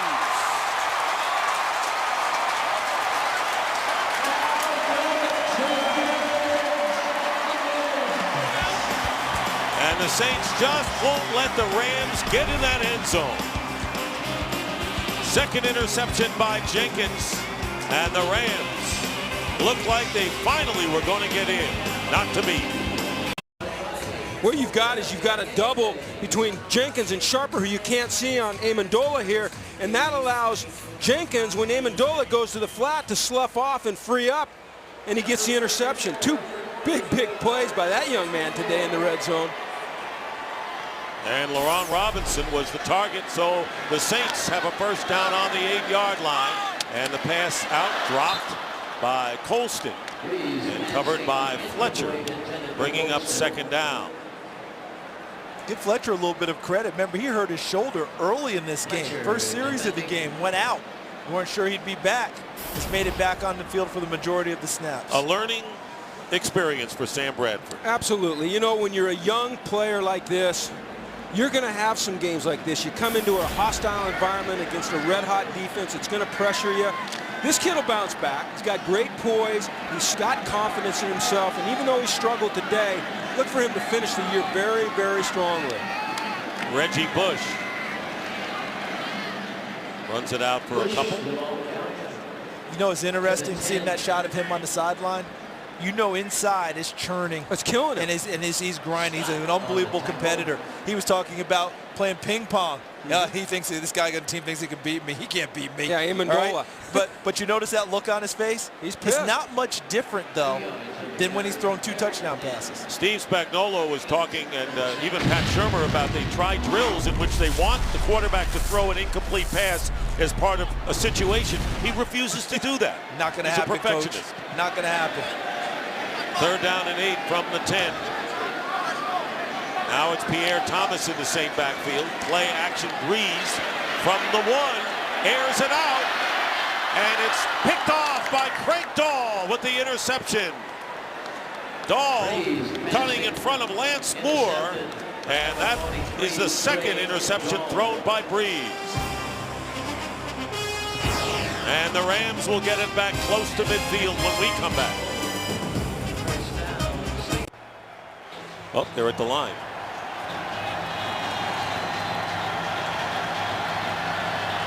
First down at the 50. After the interception by Dahl, the pressure is on, and the pass is caught by Vilma, hitting Steven Jackson.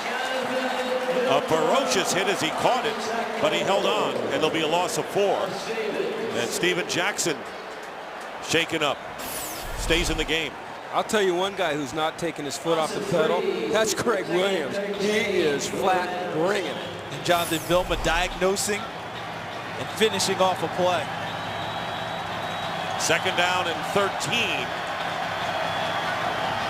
Bradford, and the pass is caught by Brandon Gibson to the Saints 49, and so the Rams trying to take advantage of the interception. And it was Craig Dahl who last week had his first career interception and now his 2nd, and Breeze's reaction for throwing his 2nd pick. This is that was his 18th on the year, which ties his career high. But he got just a little bit greedy on that play, and Craig Dahl made him pay for it. It'll be 3rd down and 8 on the 48 of the Saints. Keith Toston. Jackson on the sidelines. Remember, he was shaken up moments ago, wanted to stay in. So it's 3rd down and 8. Here comes everyone. And this pass is caught by Toston. He'll have a first down, stays in the field and getting close to the 25-yard line. And a big gain of 23 yards with Shanley following him downfield, and the Rams again in business. And now they've got to go no huddle, but it's got to be much more of the hurry-up variety as we tick down towards 8 minutes to go. Tell you what, the Rams giving a good account of themselves, and once again, Jim Mora, this team fights. They may be down 31-6 to the Super Bowl champs. Here is Bradford, nowhere to go, and he's sacked back at the 34. That is the 3rd time they've gotten to Bradford, and it's Charleston. He's got to get rid of this ball. He just hung in there too long. He knows they need to get points on the board, so he's pressing a little bit, holding on it too long. But he's got to get rid of this thing. So it'll be 2nd down and 18 now. Ball back at the 33 of New Orleans. Steven Jackson checking back in. In there to block. Ball batted in the air. Incomplete. And it was Jeff Charleston who certainly made an impact here in this 2nd half, getting a hand on it. And now it's just free run towards the quarterback. There's Charleston, number 97.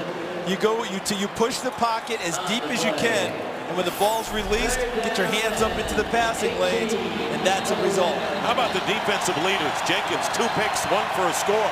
Jabari Greer with a fumble recovery, and Vilma has been all over the place. 3rd down and 18.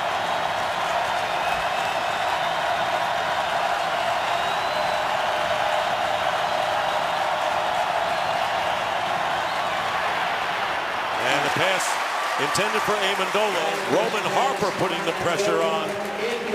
Coming in untouched to Sam Bradford, and it's 4th down. We just saw something you don't see very often. That's Amendola with a clear drop on the ball thrown underneath. That doesn't happen often, but it was 3rd and long. Greg Williams with pressure. Now we go to 4th and long, and the Rams have to go for it here. Any doubt in your mind on this one, Jim? Does he play coverage at all here? Not a chance. You don't often pressure on 3rd and 18. He's bringing it. Look how many guys they have up. They got everybody up. They need 18 yards to keep the ball. And the pass, Laurent Robinson has it, and he gets stopped at the 1. LaRon Robinson stopped by Jabari Greer at the 1-yard line, trying to get that ball over the plane. There's Greer. No. Knees definitely down there. Ball did not get to the end zone. So it's a good call by the officials, but they heat him up on 4th and 18. And get 32 yards. Yeah. Well, hey, he was squatting. Oh, Greer was looking for that pick 6 there, wasn't he, Charles? He was trying to hang underneath to catch the underneath routes that he's seen, and he stops his feet on Amendola, and LaRon Robinson keeps running.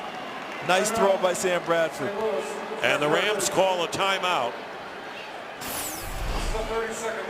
And so with 4th and 18, Bradford hits LaRon Robinson, and the Rams trying to get in for their first touchdown of the game. And the big games on Fox continue in December.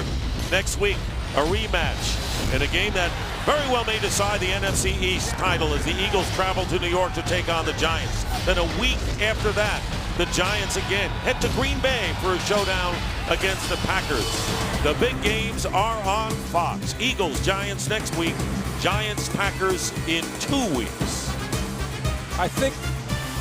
And let's take a look at the latest playoff picture.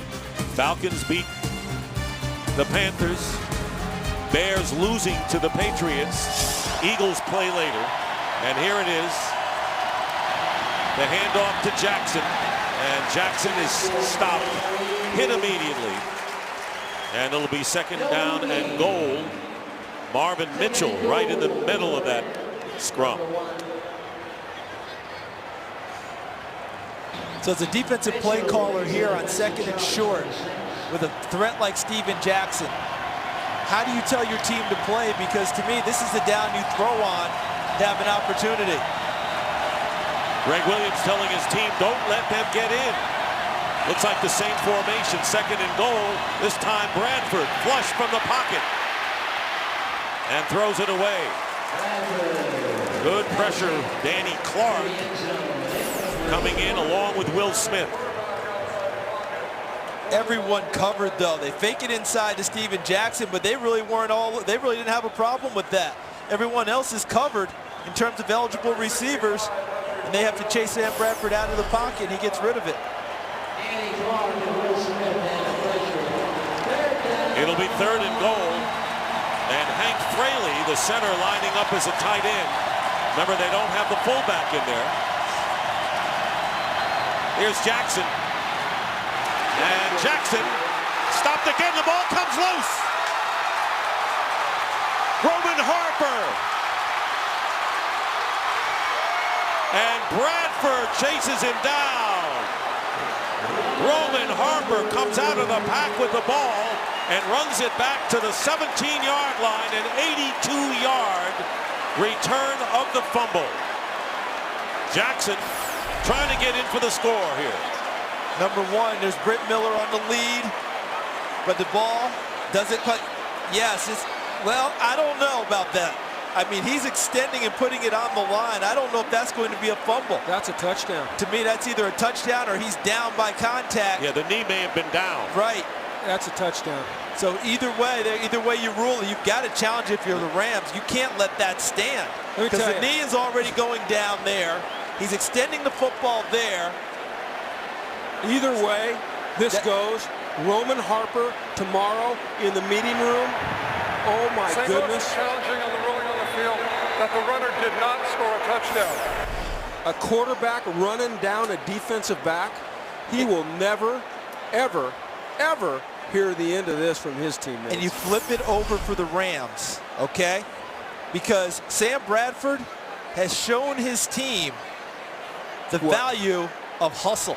And he showed him all year. He showed him right here. Look at Sam Bradford. You will see that many times the rest of this evening, the way Bradford chased down Harper. We'll be back.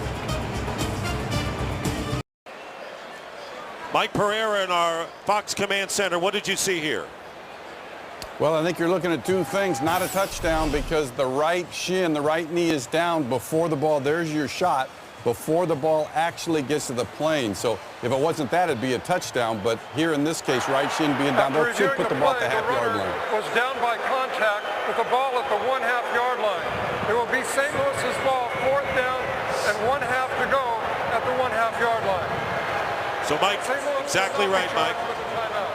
So it's certainly just one of those plays where the ball, Dick, pops out, but it is one of those where that you get a look at that right shin, and then they got to reset the clock because of the long return. But right call in replay. It's certainly not a fumble. Mike, thanks very much. Appreciate it. So does Roman Harper get to tell his teammates now that play never happened?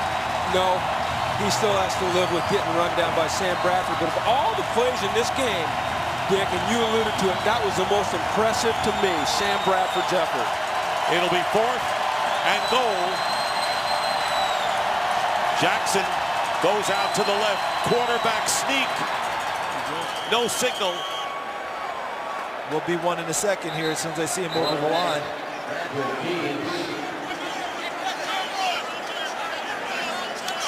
Want to determine that he has possession, I believe. Touchdown. Sam Bradford on the quarterback sneak, and the officials wanted to make sure that the ball had crossed the plane, and the Rams finally score.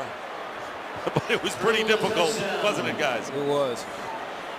And Roman Harper, who had the long run, what he thought would be a fumble recovery, and chased down by Sam Bradford. Well, Sam Bradford runs him down, and then he scores the touchdown. If you're going to build a team around somebody, you want to build a team around a guy like that number 8 that you're looking at right there. No matter what the score, he's not giving up. And in a play that never counted, Sam Bradford made people remember. Josh Brown with the extra point. Remember, this Ram team won one game last year facing the defending Super Bowl champions today. And the kick is good. And the Saints lead now is 31-13 with 5:23 remaining in the 4th. Look at this is after the fumble that turned out not to be a fumble by Steven Jackson. Sam Bradford running down Roman Harper. At first I thought he might have pulled something in his leg. But look at his teammates telling him, that quarterback just ran you down. He'll never hear the end of it, ever. And of course, after that happens, might need a little extra oxygen in there. But Sam Bradford's a young Colt. He stays in the game, and he scores the touchdown. And the Rams, who knocked on the door so many times today, only to be knocked back because of interceptions.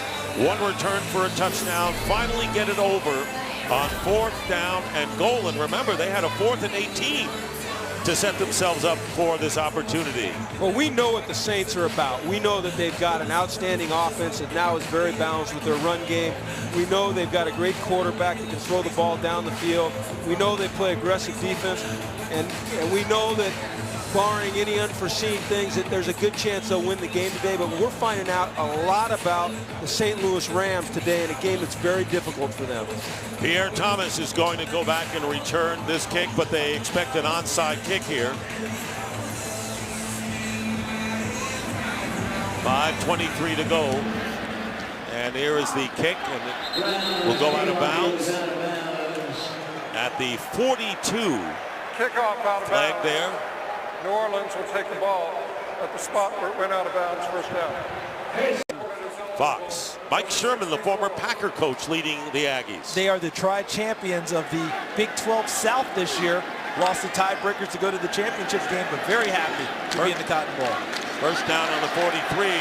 Pierre Thomas breaking a tackle and picking up 6 yards before Laurinaitis brings him down. And let's go back to the very beginning, Jim Mora, when we talked about the Saints team, and we said, are they reaching the gear? Now, this is a team that had a crisis late last year. They were 13-0, and their crisis came in early when they were 4-3 early in this season. Yeah, well, they're hitting their stride at the right time down the stretch in December. They're playing outstanding on defense. They're running the football. Drew Brees, we know that even though he's thrown a couple interceptions today, he's going to be fine. I like the way they're headed right now at this point in the season. 2nd down and 4 on the Ram 37. Here's Thomas with the carry, and he's brought down from behind after a gain of 3. Well, taking a look at the NFC South, and the Saints, despite a win today, will be still a game behind Atlanta. And of course, the Saints will be going against Atlanta on the road in Week 16. and already lost to them here. And ultimately, they need Atlanta to lose twice. They need to beat them and have someone else beat Atlanta in order to win all the tiebreakers. So realistically, they're looking at a wild card going on the road. Because look at Atlanta's schedule. At Seattle, who's getting whacked today. Third time in 4 games they've given up 40 points or more, have the Seahawks. 3rd and 1. And Pierre Thomas close to the first down. So I cannot wait for this game in 2 weeks when we're talking about New Orleans at Atlanta, if both of them hold serve to that point. Because Atlanta just does not lose in that dome. I mean, when you think about what Mike Smith and Matt Ryan have done as a head coach quarterback combo, they don't lose in the dome very often. No. It is a first down. Someday we might be talking about those two the way we talk about Belichick and Brady.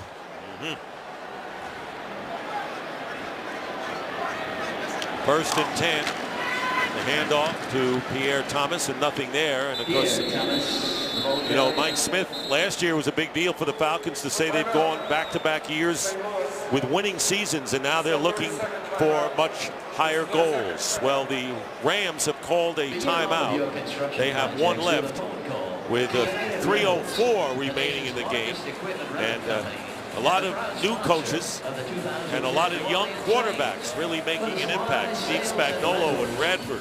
We talk about Mike Smith in his 3rd year, and you know, Matt Ryan, maybe a changing of the guard a little bit around the league. Well, it appears that way. You know, in this division, the NFC South, with Breeze and Ryan, I mean, those are 2 pretty darn good quarterbacks. And then you look out west and you say Bradford coming into the fold with Spagnuolo. That's going to be a team that really you got to keep your eye on over the next couple of years. And if we stay in the NFC South, Josh Freeman, Raheem Morris. Yep. I mean, we're seeing this generation of quarterbacks coming out more pro-ready than ever, ready to play early. I mean, 7-on-7 passing camp right on through.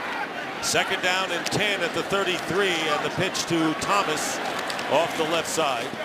And the Rams, who have not been able to win anywhere, only 1 win last year, trying to win their 3rd consecutive road game after an 0-4 start. And here's how tough it is to win road games as far as the Rams are concerned. The last time they won 3 in a row away from home, 77, and before that back in 1949. And that's taking into account winning a Super Bowl, the greatest show on turf years. That tells you how hard it is. What do we had now? Was it 34 teams, something like that? 34 teams have tried to win 3 in a row on the road, and only 4 of them have ultimately succeeded. Talk about 34 teams have won 2 in a row. And now you're talking about getting that 3rd. It just doesn't happen very often. Happened to the Rams today. But if you told them before the year, 2 out of 3 on this road swing, I have a feeling that privately they would have taken that. Oh, they'd definitely take that. 3rd down and 9 for the Saints on the Ram 32.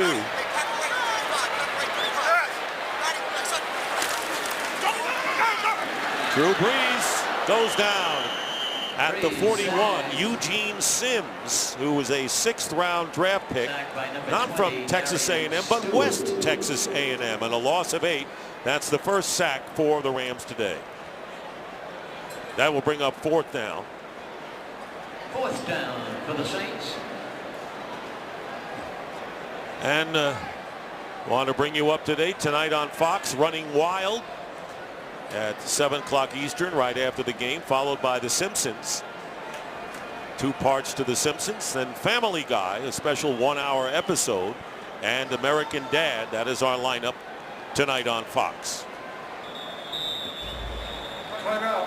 And a timeout by the Saints. That is their first, and it comes with 2:15 Hey, Saints fans, on the here's clock. great stocking stuffer for the holidays. Now the NFC West is interesting, and Jim, you just mentioned an interesting point. San Francisco defeating Seattle 40-21. So the 49ers are the big gainers today. They'll be a game behind the Rams and the Seahawks. They're still very much alive.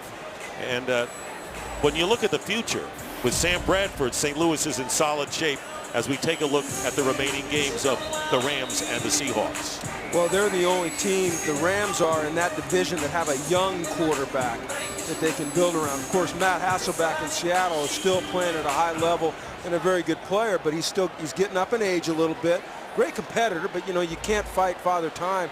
Sam Bradford is just a great player, young player, has a bright future, especially in that division. And the punt by Morstead, trying to keep it in the field of play, but it goes into the end zone for a touchback. The Rams are out of timeouts, and the Saints still have 2 left. And a flag is down. Penalty marker.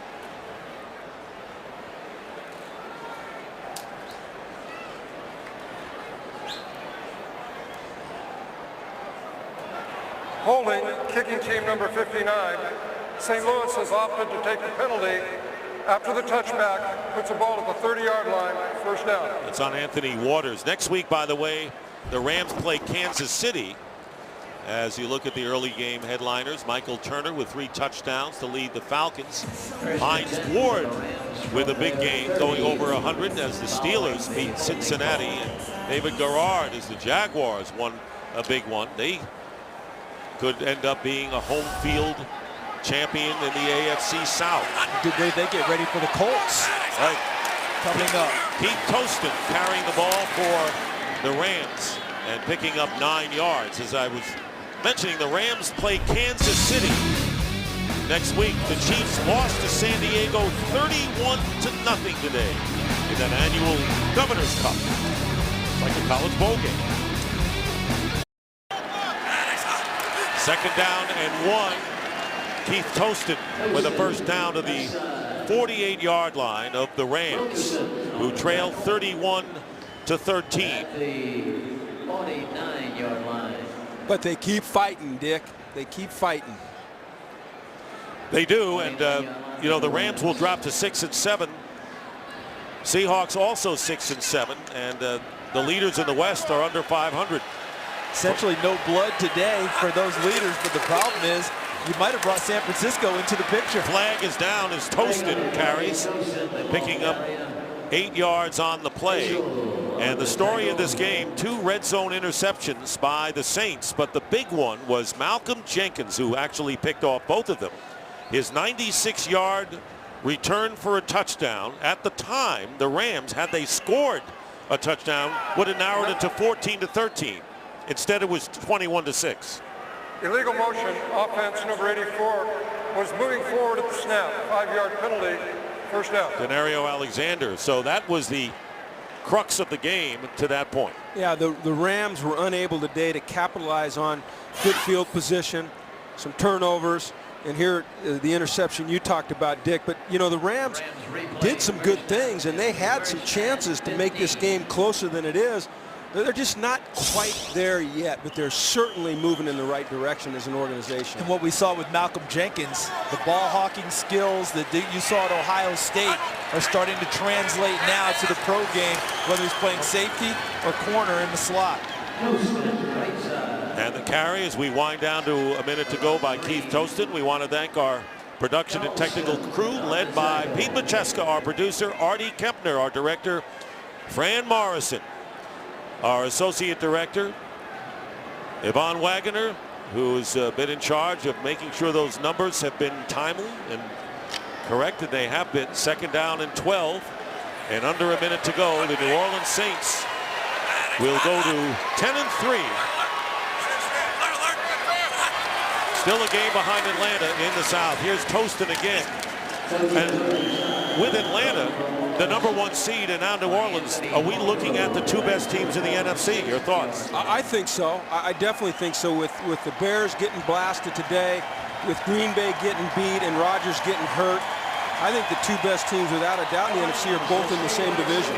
Yeah, I agree with that totally, and we're going to find out about them as we go down the stretch. Both will be in the playoffs. One will have to be a wild card. Well, Drew Brees threw 3 touchdowns today, and the 2 former coordinators with the Giants, not at the same time, shake hands. Rams knew they would have a tough haul today, and it was. And the final score, the Saints 31, the Rams 13. We'll be back here at the Superdome in New Orleans in just a moment.